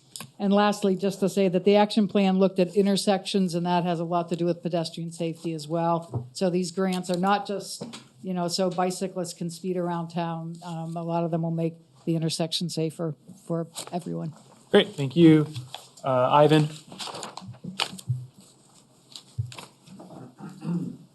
Hello, my name's Ivan Hennessy. I live on South Main in Brattleboro. I want to encourage you to reconsider the bathroom issue. It's more than just providing bathrooms for homeless people. There are a bunch of people who operate downtown who, for any reason or perhaps because of time of day, need a bathroom. And we're not providing one right now, and the result is that there's urine and feces downtown. Hell, there are needles downtown. And I know that it's considered an attractive nuisance, this idea that people would use drugs in these public bathrooms, but they're using the drugs already. The needles are ending up, for instance, in the parking lot at New England Youth Theater. Found like 30 of them down there. And we could be providing facilities that concentrate these issues, that make them easier to address. And I just think that we should. And I think that bathrooms are part of that. They address a bunch of different issues. Please just get some public bathrooms downtown. Thank you. Great, thank you. Molly Burke.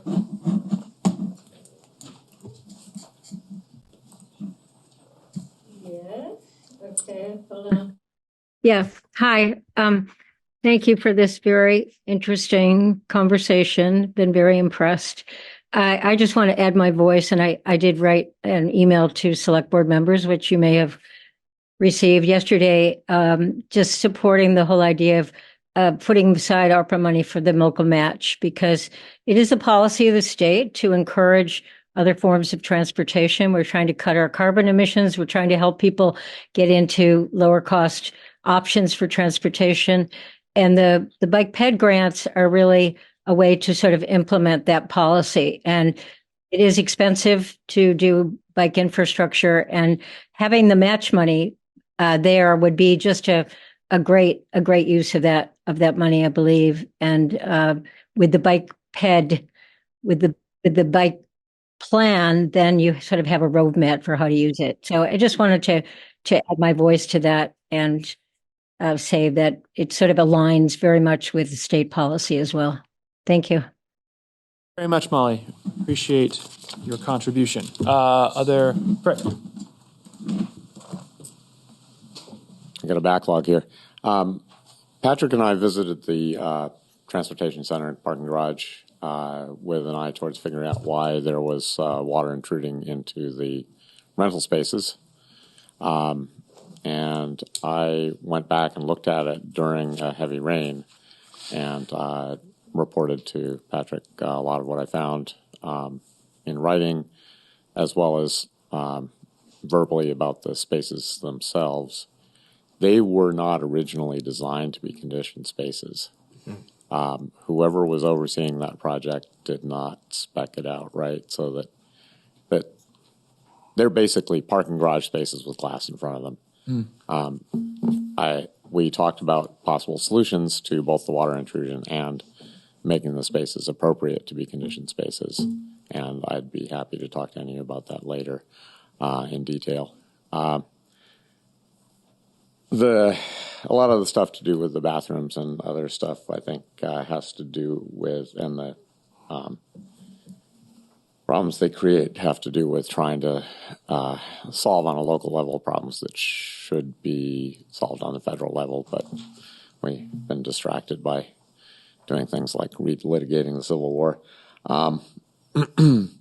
The all-way stop idea coming out of Memorial Park onto Western Avenue, I think, is a fantastic one. That would be low cost. It would make pedestrian crossings safer, would not intrude on other lanes, and would solve probably to some degree two other problems, which is making traffic stop there could improve the safety of getting in and out of the Connecticut Country Deli, as I like to call it, and the farmers market. So because it would stop traffic and allow for, so that is a fantastic solution.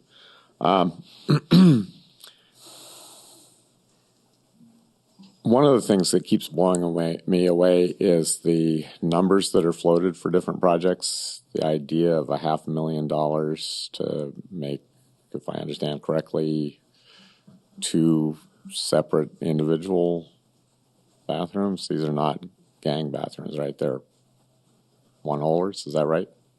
Yeah. Okay, that's insane. That's absolutely insane.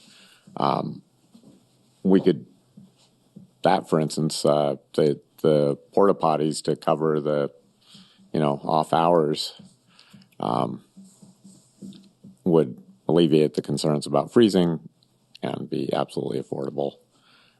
Speaking of affordable, motel conversions, a motel room is a studio apartment minus a kitchenette. There is no excuse for spending insane money to make those conversions. That's a simple fix to make truly affordable studio apartments. And I think for that purpose, we're aiming for that demographic. We're not talking about people who are fussy. They don't need to be gold-plated. They just need to function.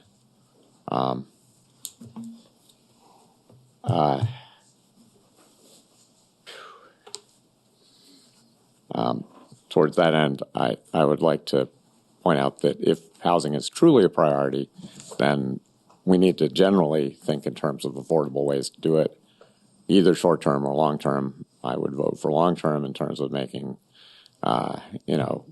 looking at energy footprints as well, but we tend to spend extra public money on granite curbs and fancy stuff and not pay attention to function.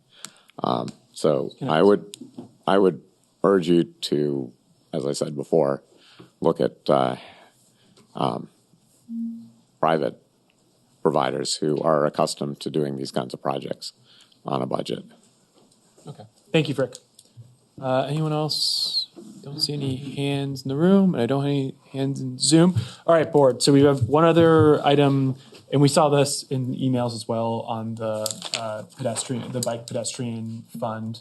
Do we, Liz? I have some questions before we have this discussion.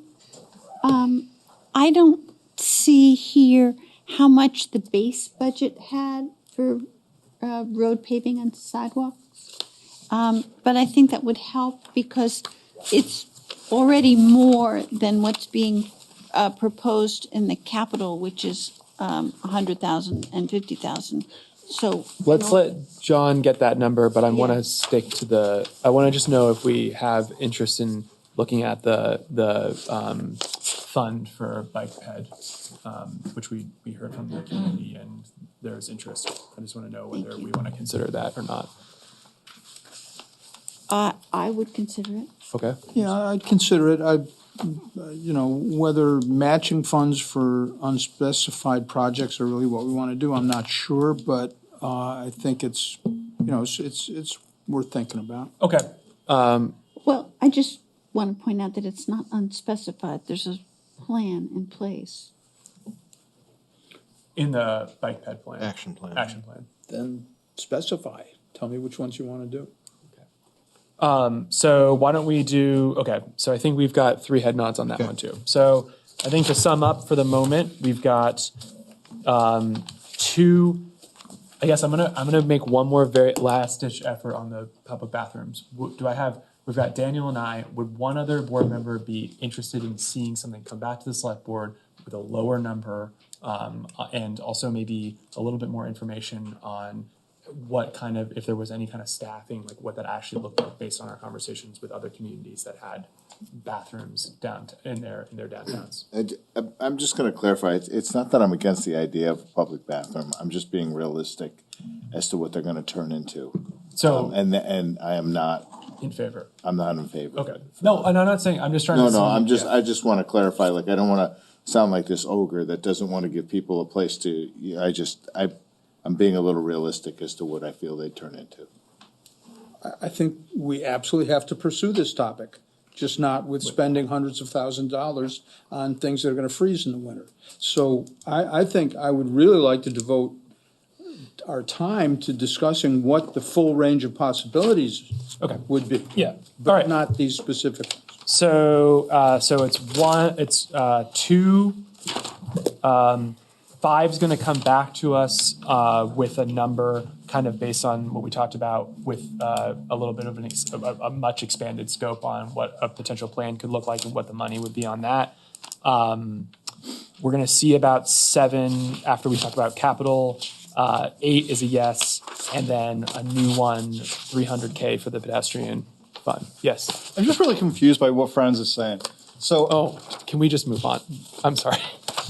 We could. We have. If you don't want to give up on it right now. Why don't we have coffee soon? No, let's have a public meeting. Okay. So you're saying that you are in favor, well, let me just make sure I understand what you're saying. It sounded like you were in favor of understanding what would need to happen in order to develop some public bathrooms in town. And I'm telling you, we've already done a bunch of that work. Are you saying you just need it to be done for less money? No, I want to look at a very broad range of solutions to access to bathrooms. And to, I don't want to speak on behalf of any particular one, but there are facilities downtown, whether it's the transportation center, fire department, library, municipal center. I mean, there's all kinds of places where there are bathrooms. The question is, are there ways to make those usable for the public? If so, what hours, what facility support would be needed? A lot of different questions I have. Good, very good. So you and Ian make the agenda, put that on the agenda. At some point in the next couple of months. I'd be happy to have that on the Liz has her hand up. I'm sorry, but could you started going through this list and I need to catch up. Okay. 2, 5, but the number's going to come back to us for the 16th. 7, we're going to revisit after we do capital.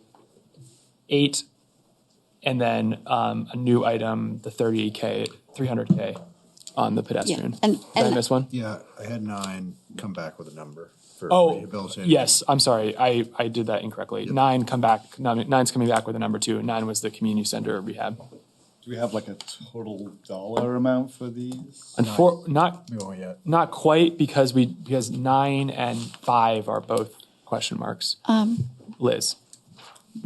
Do we have 3 nods for something called a community center, or do we have 3 nods for something called rehabilitate the down floor of the transportation? As I understood it, 3 nods for rehabilitation. Okay, I just want to make that clarification, and especially in terms of the terminology. We also don't have 3 nods on actually it happening. We're just having, let's have a number come back. Yeah. Yeah. The naming is important.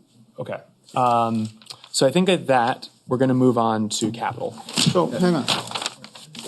Sorry, but we do have this other list of ARPA where the community filled out a form and said things they were interested in. Now, there's a lot of overlap, but there's a few things that were popular on here that didn't make it onto the more updated list. And I'm wondering if we should look at any of these as possibilities. I mean, they got votes from some people, and I don't see any reason that we should just completely ignore it. Were all of these in the other? So they've been voted on. They were voted on again, and this is based on the final vote. Patrick, But not on the like added to be vote. heard.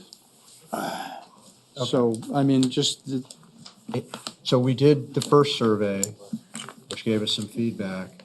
The guidance from the board was to do a second survey because we felt that information wasn't comprehensive enough. So we did the second survey, and that was meant to be the guidance from the public. okay, but to me, I hear you lay out what the decision-making procedure was, but to me, it doesn't make sense to just ignore what a lot of people thought. That's not what's happening at all. It's not. It's taking the last survey and using that as the informative information for our consideration. So are there particular items that are from the first survey you'd like the board to consider now? Well, I don't think, I mean, yeah, I could say 1 or 2 that I think are worth thinking about.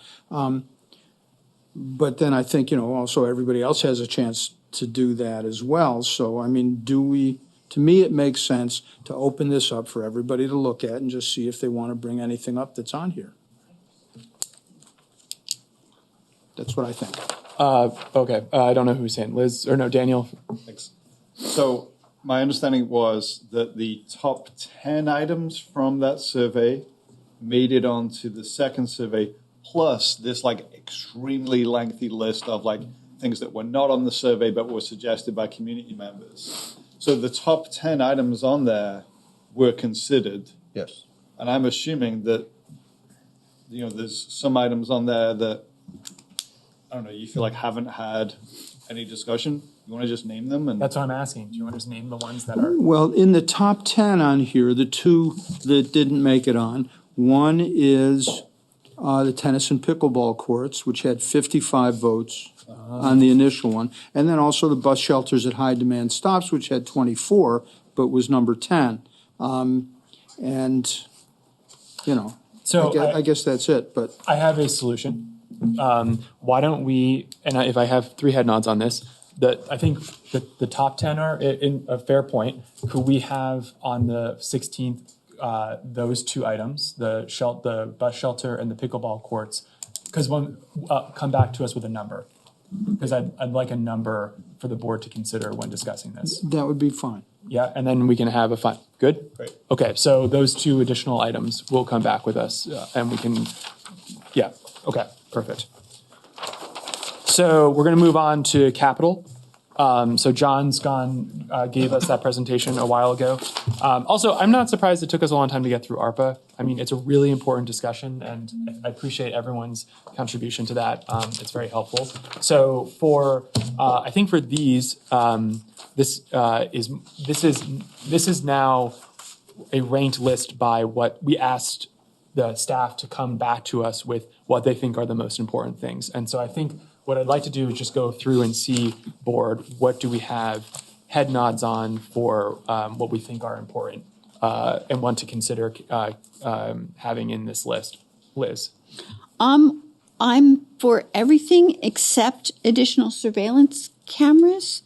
And I would do the sidewalk repair and the street paving if we have the means. Like, if it's not too much to ask of our taxpayers. Okay. Which I can remind people that $425,000 is currently in the base budget for street repairs, and $150,000 is currently in the base budget for sidewalk repairs. Okay. Other board members, thoughts on that? I'm kind of in the same boat with Liz, I would say. Okay. I'm not I personally don't think number 3 is as critical. That intersection's been that way for a long time, but I understand that there's a lot of folks who feel differently. So I don't object to including that. I would suggest using ARPA funds to pay for as much of this as we can. What I'd like to do is see if we can, depending on where we land on the capital funds alternatives, if we can see if we were to use ARPA funds after we've done the ARPA fund allocations here, if we can allocate for all of these. I think the opposite, that I'm more in favor of these for using ARPA funds than I am for some of the ARPA specified projects. I just think it's a little more complicated than doing the ARPA funds first and then seeing if we have money for these, because I really think these are the heart and soul of what we need to be spending our infrastructure dollars on. Okay. But I hear from you is you would support knocking out additional surveillance cameras and yes, absolutely. I also support that, so we will knock that one out. And for additional street paving, that's also one to knock out for now. Yeah, I would just move them down to the bottom of the list if we have the funds available. Okay. Sure. Other board members, I also am in agreement with that one. Liz? I just want to point out that, I go to a lot of meetings, but the meeting that I went to about the Green Street and High Street intersection construction was one of the most valuable with public input and finding a solution to a thorny problem that I've been to in this town. And for $50,000 to find a solution can't be beat. Daniel? I concur with Liz. Yeah, I'm in agreement. Yeah. Let's keep it in. And I mean, Franz wasn't asking to pull it out. No, I know. I just felt that that intersection should have its due. Other board members have thoughts. So right now we've got 1, 2, 3, 4, 5, 7, and then 6, the additional street paving. We're going to see kind of what we're looking at after we have an accounting of the ARPA funds. Daniel? Yeah, I just want to say that I'm generally in favor of trying to use a reasonable amount of ARPA money for these projects. These are all really important projects. If we can't use ARPA money for them because we've decided to obligate it in other ways, then I would want to dial back our ambitions on this project list. Liz? I'm sort of in agreement with Daniel, but I would tweak it a little, that I think that these things should have the priority and that the ARPA money might be dialed back so that these things can be accommodated within the ARPA funds. Okay. And that seems to be Franz's position. Peter, thoughts on that? And I think I kind of broached this at the beginning of this discussion, is we're sort of combining these two items because capital fund budget alternatives are all infrastructure one-time expenses that would be an appropriate use for something like ARPA. We have other things that we're going to consider for the base budget, additional things. So I guess the question is, do you want to, is it the capital fund budget alternatives that you want to consider on ARPA first, and then the remaining is what we're allocating into ARPA, or do you want to do the ARPA allocations first and then the remaining potentially use in capital fund? I think a good use of ARPA funds is for those one-time things, there's not the reoccurring things. So I don't know if that answers your question. Well, I think it's more from the capital fund or from the ARPA survey and the ideas that we just discussed. It's kind of a, are we going to kind of land in a place where we can do all of both, or if there aren't enough funds, which one are we going to sort of prioritize is kind of the question. And I don't know if we need to come to a decision on that tonight.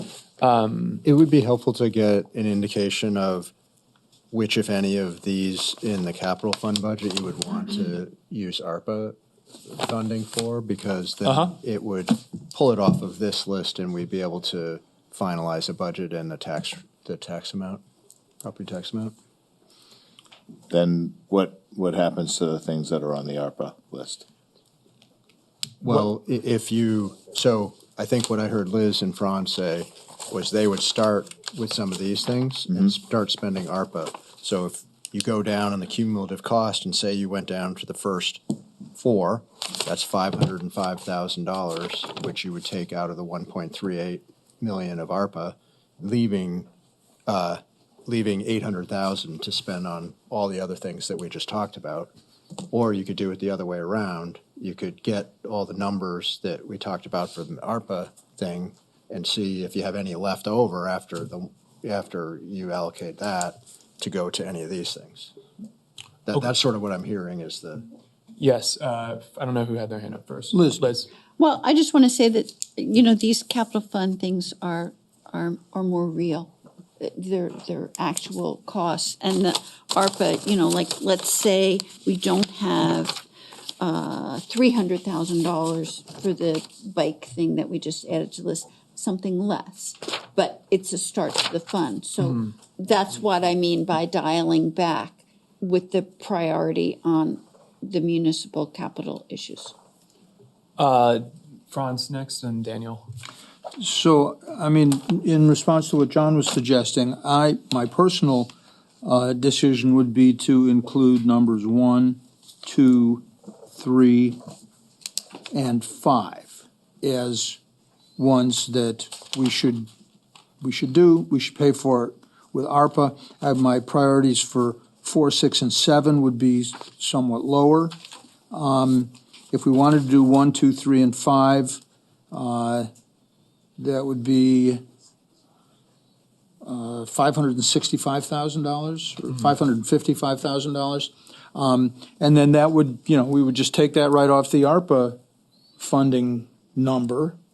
And then we could look at these and the ARPA list, or the remainder, the we didn't do on from this list, plus the ARPA list, and allocate those funds from what's left over.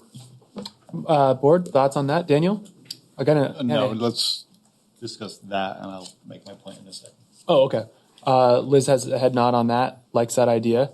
Although I would add the Brannan Street retaining wall. I knuckle under to Brannan Street. Okay, so that would include, so you would get up to 600. So 630. 630. Daniel? So I just want to point out that like the ARPA money there's some principles behind it, right? One of the principles is public engagement. Yes. We've done our best with public engagement. There'll be some in the community that'll feel that we didn't do enough. And, we can always do more. I want to prioritize the public's wishes on how we spend the ARPA money, even though some of the public's excitement about some of these ideas are excitement about ideas with an unknown price tag, right? And so I think the majority of the ARPA funds should be spent on projects that came from the public. And then we can mop up some of these capital projects with that. So I'd say, that's the better way to allocate these funds. Okay. So just to go back to ARPA for a moment, where currently we've got 460,000 of the ARPA ideas that we know right now. And then we've got, and that's basically the 300 for pedestrian, the 100 for the, 100 for the Creamery Bridge, and the 60 for the land house feasibility, town-owned land housing feasibility study. And then we've got 2 items that we need to know numbers on. So just to give a sense for kind of like the amount right there. So if we did Franz's idea at 630 plus the 460, then we're still sitting on a couple $100,000 left of ARPA that could be allocated towards those other items if we land there based on what comes back to us. Peter? Yeah. Thank you, Daniel, for reminding me that that ARPA list came from the people who vote us in, and I agree with Daniel. I think that is a smart way to go. I just have a caveat, and maybe this isn't a discussion, but I just do want it as a public record as to what as this board sits, what their aversion is to additional downtown surveillance cameras, because I feel like that's a important thing, and I don't know. It's just a matter of me voicing, like I feel it's something that we need in our downtown, whether we spend it now or we spend it 2 years from now, it's going to get spent. So I don't know what the. I think for me, it's that we put one in, we're putting one in. Let's see what comes of it. It's number 8. It's the last one on the priority list. I'm sensitive Well, it wasn't. Daniel. It used to be. It's number 8. It used to be out of 10, but 2 were slashed off. So it's still 8. Yeah, but it wasn't always that way. It was always 8. I'm not going About to get. something else now. Okay. I'm sorry, Franz. Okay, so anyhow, for me, it's that it's the bottom of the list. I'm sensitive to it. I think I'm going to advocate right now for less than the 630. I think I'd like to do the top 3. So it would just be Dispatch Council, Central HVAC, and the Green High Street intersection for 405,000. And that way, we're keeping the ARPA. We're keeping the ARPA more than the capital. And then we're leaving a significant amount of ARPA that's not been allocated yet for consideration after we get this information back on the 16th. Liz? I think we can pretty much do both, and I would leave it to staff to come back to us with a plan to pretty much do both. I think, yeah, well, I don't know. Well, thoughts on, yeah. Well, just with regard to what you just said, I think the relocate salt and sand shed has to be on the list. That, these, appreciating, the public input, the public is not going to have a march down Main Street in favor of a new sand and salt shed. It's just not going to be on that list. And it's something that we have to do. Now, maybe we don't have to do it this year, but I've been seeing that on a list of capital needs for many years with comments like, the one we got is going to fall down, and the one we got is letting in the rain. It's letting things freeze. It's something that needs to be done. I think we should do it now and prioritize that over some of the more speculative things that would be nice, but aren't the core responsibilities of us as representatives of the people of the town. Daniel? I'm happy to be corrected on this, but the salt and sand shed that we were worried about falling down, we replaced that, with that block and canvas structure several years ago. And so what we're talking about here, it's spoken to in the memo, is moving that structure into the pit. Is that right, Dan? No, so that structure would remain Right. and be repurposed as like dry storage. It kind of then move or construct a new shed in the pit, which would fit the sand and the salt. Okay. So it would kind of give us a jump start towards upgrading the facility, and it would also enclose the sand, which would protect the kettle pond and prevent it from freezing. So I my colleague stand over corrected. here, worried about a structure falling down, that's not a worry. A previous select It already took care of happened. that. I stand corrected, and my opinion remains unchanged. Yeah. I'm sure I had a better point. But I think those top three items on the capital alternates, that's a good compromise. They're really important. They're the top three for a reason. Let's do them. And then let's see what else remains. And then let's see what comes back to us on the 16th for how much the pickleball courts are going to be, how much this, and then we can make another evaluation on. Right, we're kind of trying to get us we're advancing some, and then we can get so that the town staff have a sense for where we're at least somewhat, and then we can move a little forward once we have a little more information on the ARPA. I'm trying to. I'm cool with that. That looks Same. Okay. I'm good with that, but I'm also just going to put a little asterisk in that. I'm never going to have a pickleball court conversation over surveillance camera conversation. Well, you might have to on the 16th. Then let's just say I promise it'll be a loud one. Good. All right. So I think what I'm hearing then is we're gonna do the first three, and that's.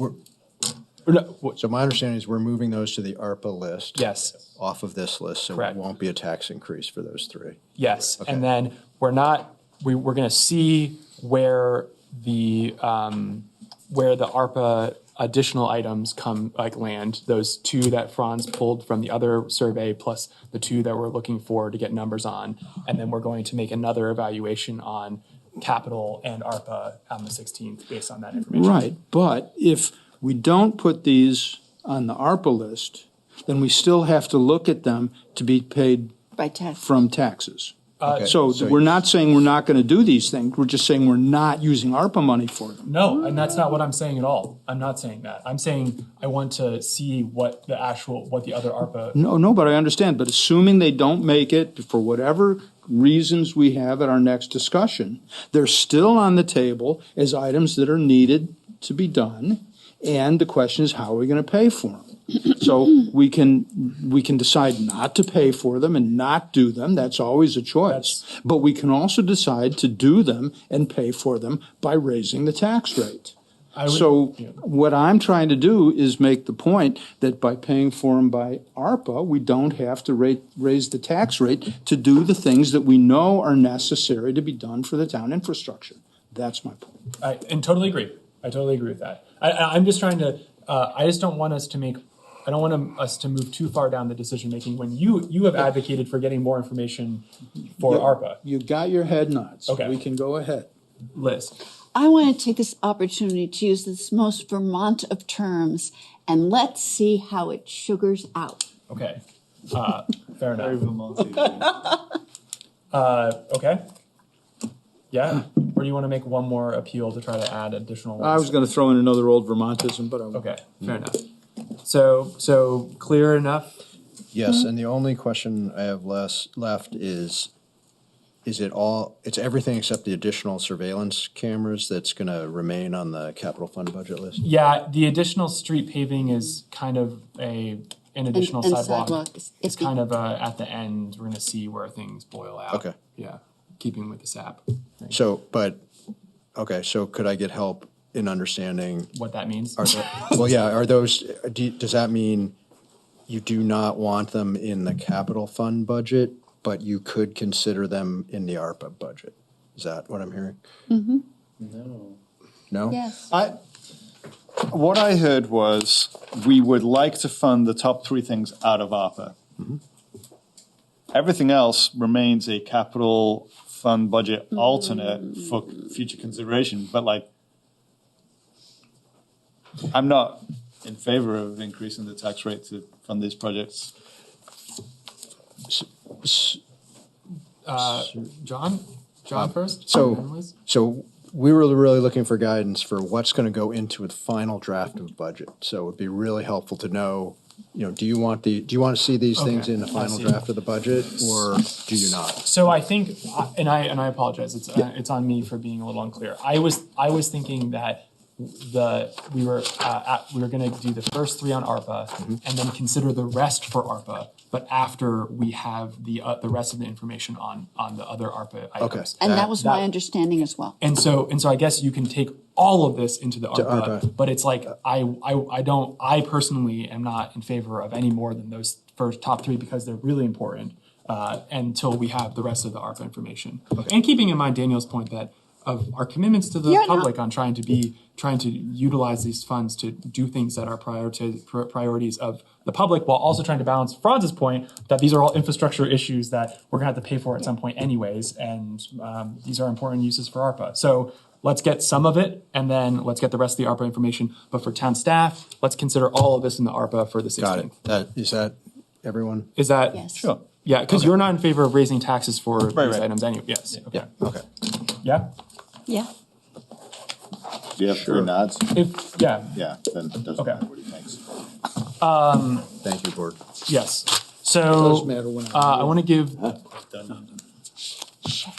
we've got. Okay, so John, I'm just going to look to the public to see if there's anyone who wants to speak on the capital fund discussion. And we're going to bring this right back up again on the 16th, so we'll have another opportunity. We're not voting on anything tonight. I'm just trying to get some clarity. And I don't see anyone in Zoom. So, John, I'm going to pass it over to you on general fund budget alternatives. And the last thing is that, and we put these into priority order as you requested, likewise, and showed the cumulative cost of doing these in the priority order and what the tax increase would look like. And so the question here is, what budget alternates would you like to include in a final draft of the fiscal 25 general fund budget, if any? Great. Thank you, John. Briefer presentation on that one. Fair. All right, board. So we've at the moment, capital and ARPA are still living together. So when we're looking at this is really what we're talking about for increasing the tax rate based on the information given to us by town staff and the prioritization. So Liz, I'll hand it over to you on your thoughts. Great. Number 1, yes. Number 2, yes. Number 3, yes. Number 4, no. Number 5, yes. $5,000. Oh my God. Number 6, no. And number 7, no. Number 8? And number 8, yes. Number And 9, number 9, yes. 316? Yes. So it was. So Liz was 1, 2, 3, 5, 8, and 9. Could you name them instead of using numbers, please? The assistant highway supervisor, 1. Counseling services retainer, 2. Assistant town clerk, sort of a point two of an assistant. 0.2. It's just like the knees down. And then the number 5, the IT coordinator, number 8, the downtown custodian, and number 9, the HCRS social worker funding. Other board members' thoughts on what does that Liz, do you have what that would be? So it, it Yes. nicely works up to $248,000. 248 total. Mm-hmm. John, can you? Yes, it would be, so probably around 5%. So that would be total. Yes, not including increase. including the base budget, although I haven't backed out the marketing initiative. So Okay, so it's around 5. It's around 5. Well, no longer. 5%. Okay. Other board members. Do you want running them down as Liz? Yeah. As Liz. did? Actually, that sounds great. Yeah. Yeah. All right. And we're not using numbers as Daniel requested. The public doesn't know. Can what do these both. numbers Yeah, no, You I can do- think, if you wanna do it you're and right. then- Number 1, Yep. Assistant Highway Supervisor, yes. Great. Number 2, Counseling Services Retainer, yes. Nice. Number 3, Assistant Town Clerk, yes. Number 4, Southeast Vermont Transit Increase, yes. Number 5, IT Coordinator, yes. Number 6, Outreach and Programming Specialist at the library. Does it have to stay at the library? This is the part that bothers me about this one. If it has to stay at the library, I say no. Okay. I think we can have a discussion about that in a bit, but Yep. for just to go through the boards, because it says library, let's keep it there right now. Okay. Okay, so that's a no on that. And then no. Okay. 7, additional 1% cost of living adjustment, yes. Downtown custodian, number 8, yes. Number 9, HCRS social worker funding, number 9, yes. Okay. Franz? Well, I wish to interrogate my neighbor here. The library outreach and programming specialist, as I understand it, is a specific library thing where they're going to help people put on programs at the library. It's not like for dealing with people with problems or social service needs. It's for actual, are we going to have some kind of event there with some author discussing something? Maybe I feel like that the was less of an library- interrogation and more of a forced statement. Well, I'm asking if that's what you understand, or I love it. Like we're all going to talk about it. what do you think that one means? I think that means that we are going to have sort of an offshoot of counseling for people at the library. That's No. Do you want to hear from Star? Star Electronica. Just in the nick of time. Yes. comes. You don't mind taking a moment? Thank you. Answering questions is my business. So, would you like a little explanation? A brief Okay. explanation would be wonderful. Really, really Thank fast. you. Okay, so as you know, staffing makes everything happen, and a lot more happens at the library these days, and word is out, not just in Brattleboro, but across the country. And the pandemic showed that libraries provide essential services and essential enhancement specialties for communities. And that's indicated by the fact that our visitor count for this year, and we're still missing a year, is up 39% from last year. That's huge. Our circulation is up, but circulation, checking in and out those books, that's the least time-consuming part of our work. We spend a lot of time on interlibrary loans so that people in Brattleboro have the same kind of information at their fingertips and resources at their fingertips that they do at New York Public Library. Our help desk is up 40%. Our electronic services specialist one-on-one appointments are more than double than last year. And again, we're still missing this month's statistics. So we also operate as the town copy and printing center. We help people apply for jobs and benefits, and so it will be tax time. And thanks to Stephen Dotson, we have a growing library of things, which is a time-consuming thing to take care of. A whole lot of groups have discovered the library, and they come and use it regularly. We have many more groups requesting our outreach, and staff goes to fairs when they can. They go visit community gatherings when they can to promote library services or to provide library services, but we don't have the staff for a concerted, coordinated outreach, for effective outreach. And this is a standard service that libraries provide. Programs are also a key component of library services in this area. Not everybody absorbs information, culture, entertainment in the same way. And one of our values in our new strategic plan is limitless learning. We lost a lot of enrichment experiences after COVID, like the regular noontime brown bag discussions that happened at the River Garden. And so people are looking to us for those kinds of opportunities for learning, to expand their horizons and to come together in community. We host programs from Vermont Humanities, which are deep conversations around the Constitution and the Declaration of Independence with Meg Mott, and we hosted Ambassador Galbraith. We had Stella the Owl and Anne Braden with Hazel the Opossum, which addresses a multitude of intelligences. And these are as important and as valuable as the information and the inspiration gleaned from reading the books in the collection. So program fees are covered entirely by the endowment and the Friends of the Library. No tax funds, no municipal funds are spent on programs. But what we don't have and what we desperately need is somebody that can manage all the administration, the planning, the promoting, the overseeing. And we get constant requests for programs and we get constant offers of programs. And we are sitting on a wealth of expertise in this community. We have poets, artists, scientists, activists, historians. I'm astounded by the people that I encounter. But we really need is someone to mine that expertise and turn it into treasure that will benefit the entire community. And the library provides opportunities for everybody. I've seen many of you at library programs. We address the folks that Kate was talking about earlier.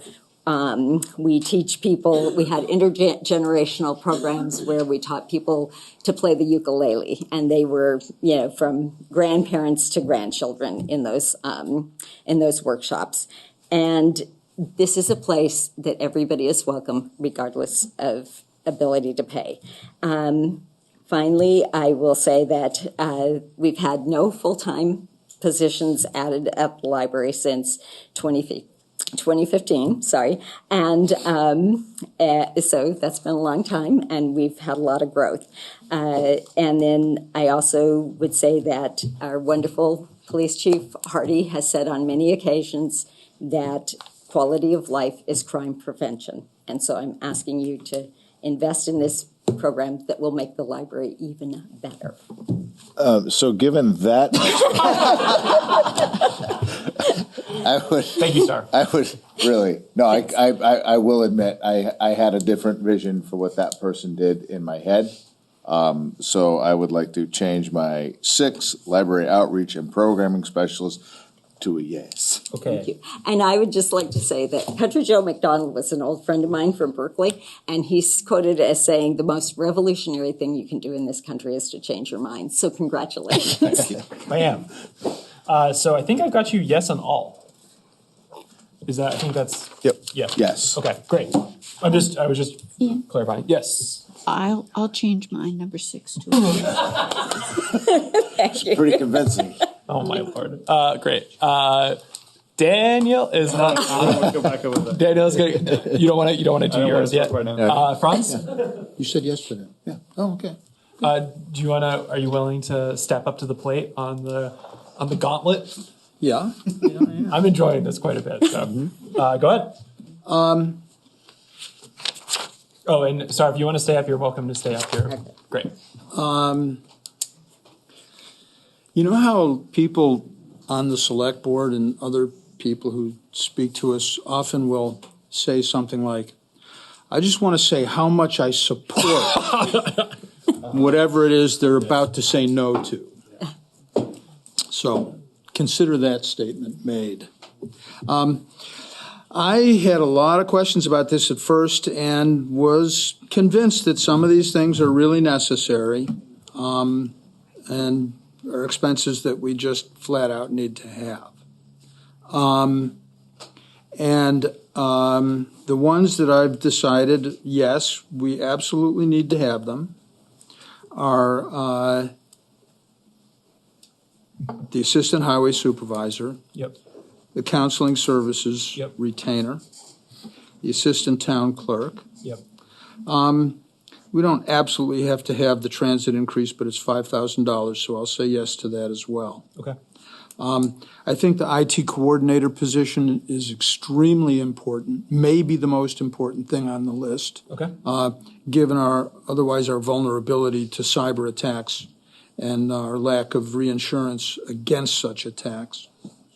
And I'm willing to go along with the HCRS social worker funding if we get the, whatever it was, 1.75 FTEs that's predicated upon. Okay. Then I would say, sure, let's round it up to 2.0 FTEs.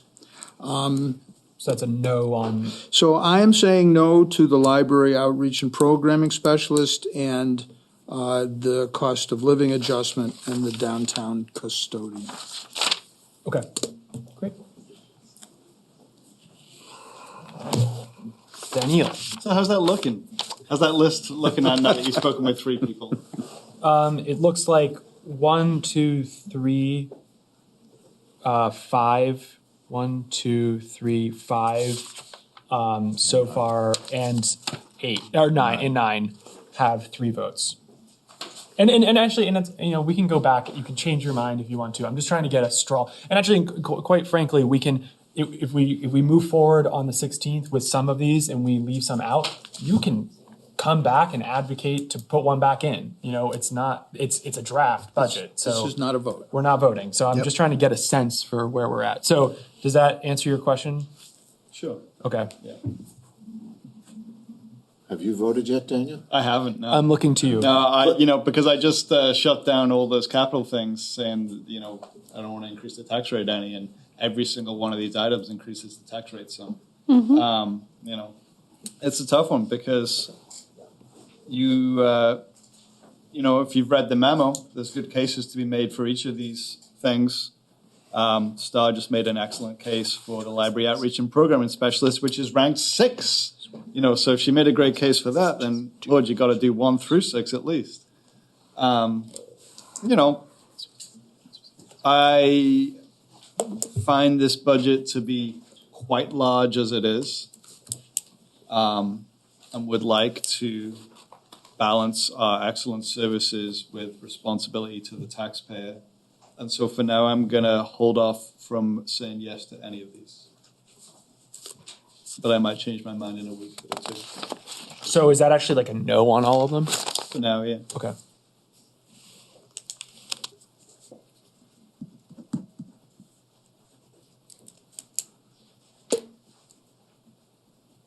It's a fun Westphalian position to take.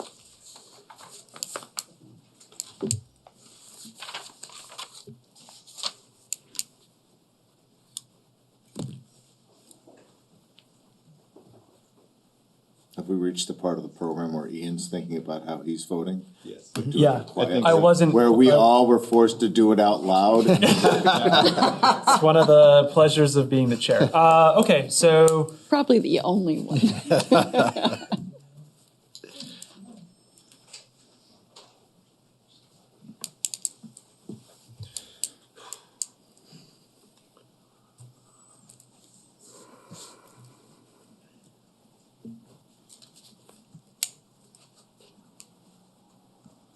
okay, so that's a very interesting I move, don't think Daniel. that's ever happened. Yeah, that I'm just silent because I can't decide on what I'm doing. I mean, I was kind of thinking about doing the same thing, Daniel, because I also echo the sort of concern here.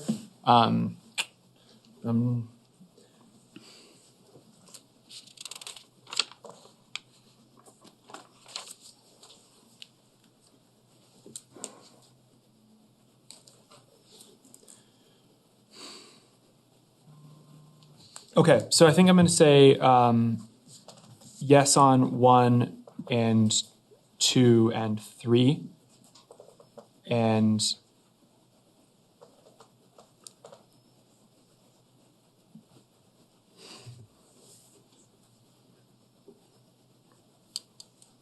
I'm going to say yes on 6 for now, and then and then the rest of them are kind of where they've landed.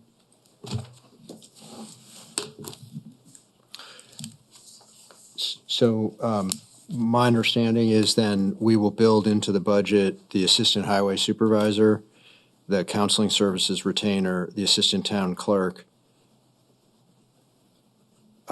Don't have enough information on the Southeast Vermont transit increase to know what to do there. Well, I'm saying no on everything else. You're saying no on everything else. Yeah, Thank you. So then those three, the highway supervisor, services retainer, assistant town clerk, the IT coordinator, the library outreach and programming specialist, and the social worker funding, and that's it. Can you, so it's, yes, can we get a sense for what that rate is right now? Yeah. And then I want to give board members the opportunity to think about that. And then let's hear from the public. Can I just get some clarification on something? So these things that we're saying no to will be removed from the budget and not discussed? Or they are just being removed so we can look at it in a few different scenarios? No, if they're not making it at all, they're not going to make it into the next. They could be brought back in. But Okay, well, I'm saying though, and I just want to echo something I think Franz said regarding IT and how critical of a position. It's got 3. It does? Yeah. Okay, I thought John just said it wasn't on the list. No, it is. Yep. Okay. all So right. IT, Then I don't need to finish my statement. Sorry to interrupt you. No, thank you for interrupting me. So you were at 306,000 cumulative cost increase, which would be somewhere around 5.3, 5.4%. 5.3, 5.4, and that's not including removing that 45. Correct. So it would be a little bit lower. Okay. Yep. I'm sorry, did HRS get Yes. 3 votes? But the 1% did not. Did not. Okay. So that is very helpful. Thank you. We will. Let's hear from the public. Oh, yes, right. Yeah. So members of the public want to speak on this? Keeping in mind, we lose our translators at what time? Yeah. Yeah, I know. No?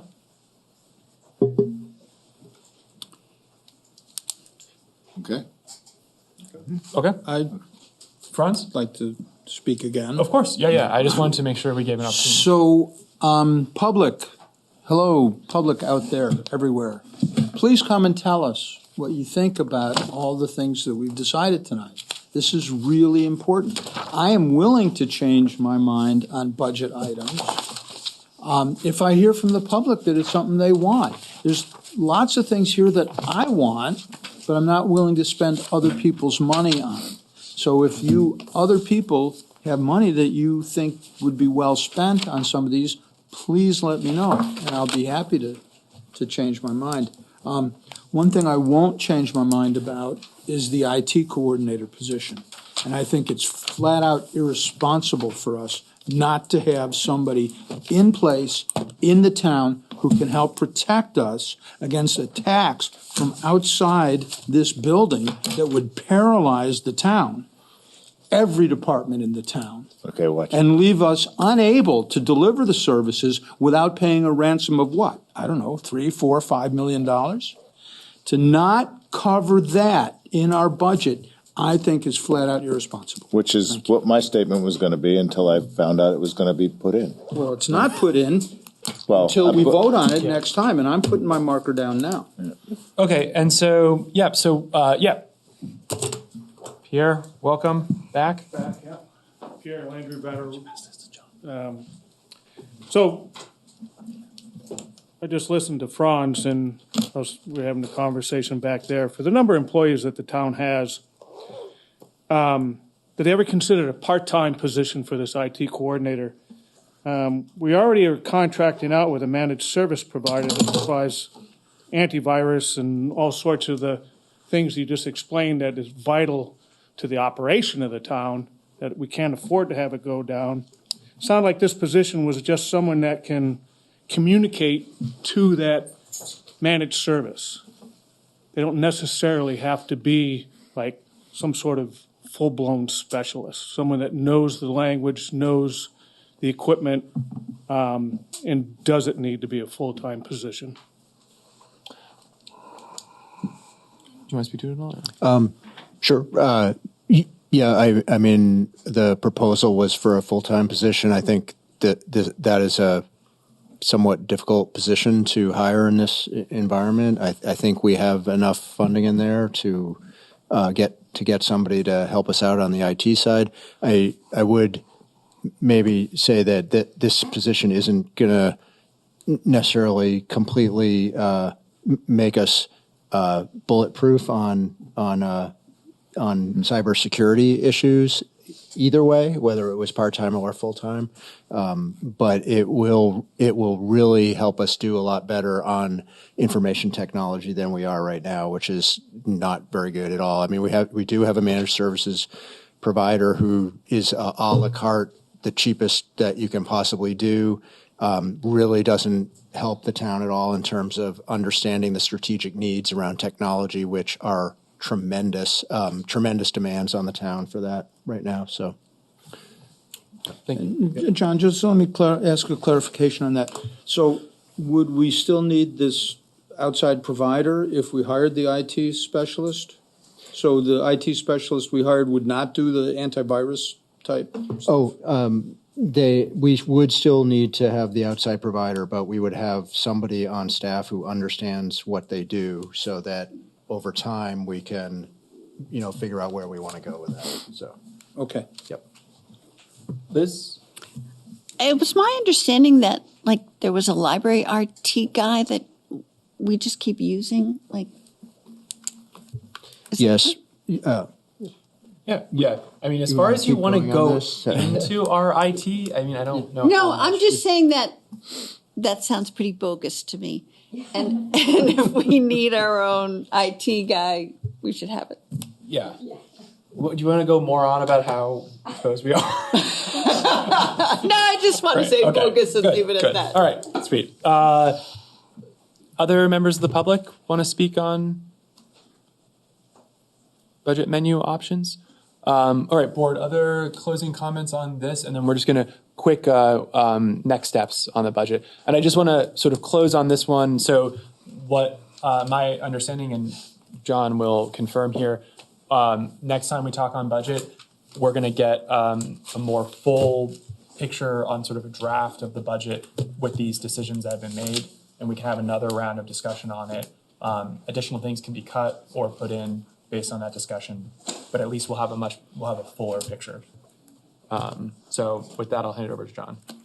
Yeah, and really, that was probably all I was going to say was we'll come back on January 16th and bring you final drafts of the capital budget, the general fund budget, and an ARPA list. Great. Can we get a kind of a summary of all the things that we've decided tonight in some form before that? Because I want to be talking and thinking about it in the meantime before the 16th. We'll get you a copy of the minutes. Well, the minutes don't usually have much. I'll take a look at the minutes and do the best I can at accounting for. I have actually a thought on that. I think it would be very helpful because it's multiple weeks and we've got the holiday season and stuff. If a document could be produced and put on the budget website for people to consider on the sort of draft, kind of a one pager on sort of where the board's at right now on the draft budget. It can be something Franz can bring to his office hours and we can use to discuss in the interim, and it'd also be available on the website, which I think would be useful. Perhaps a podcast.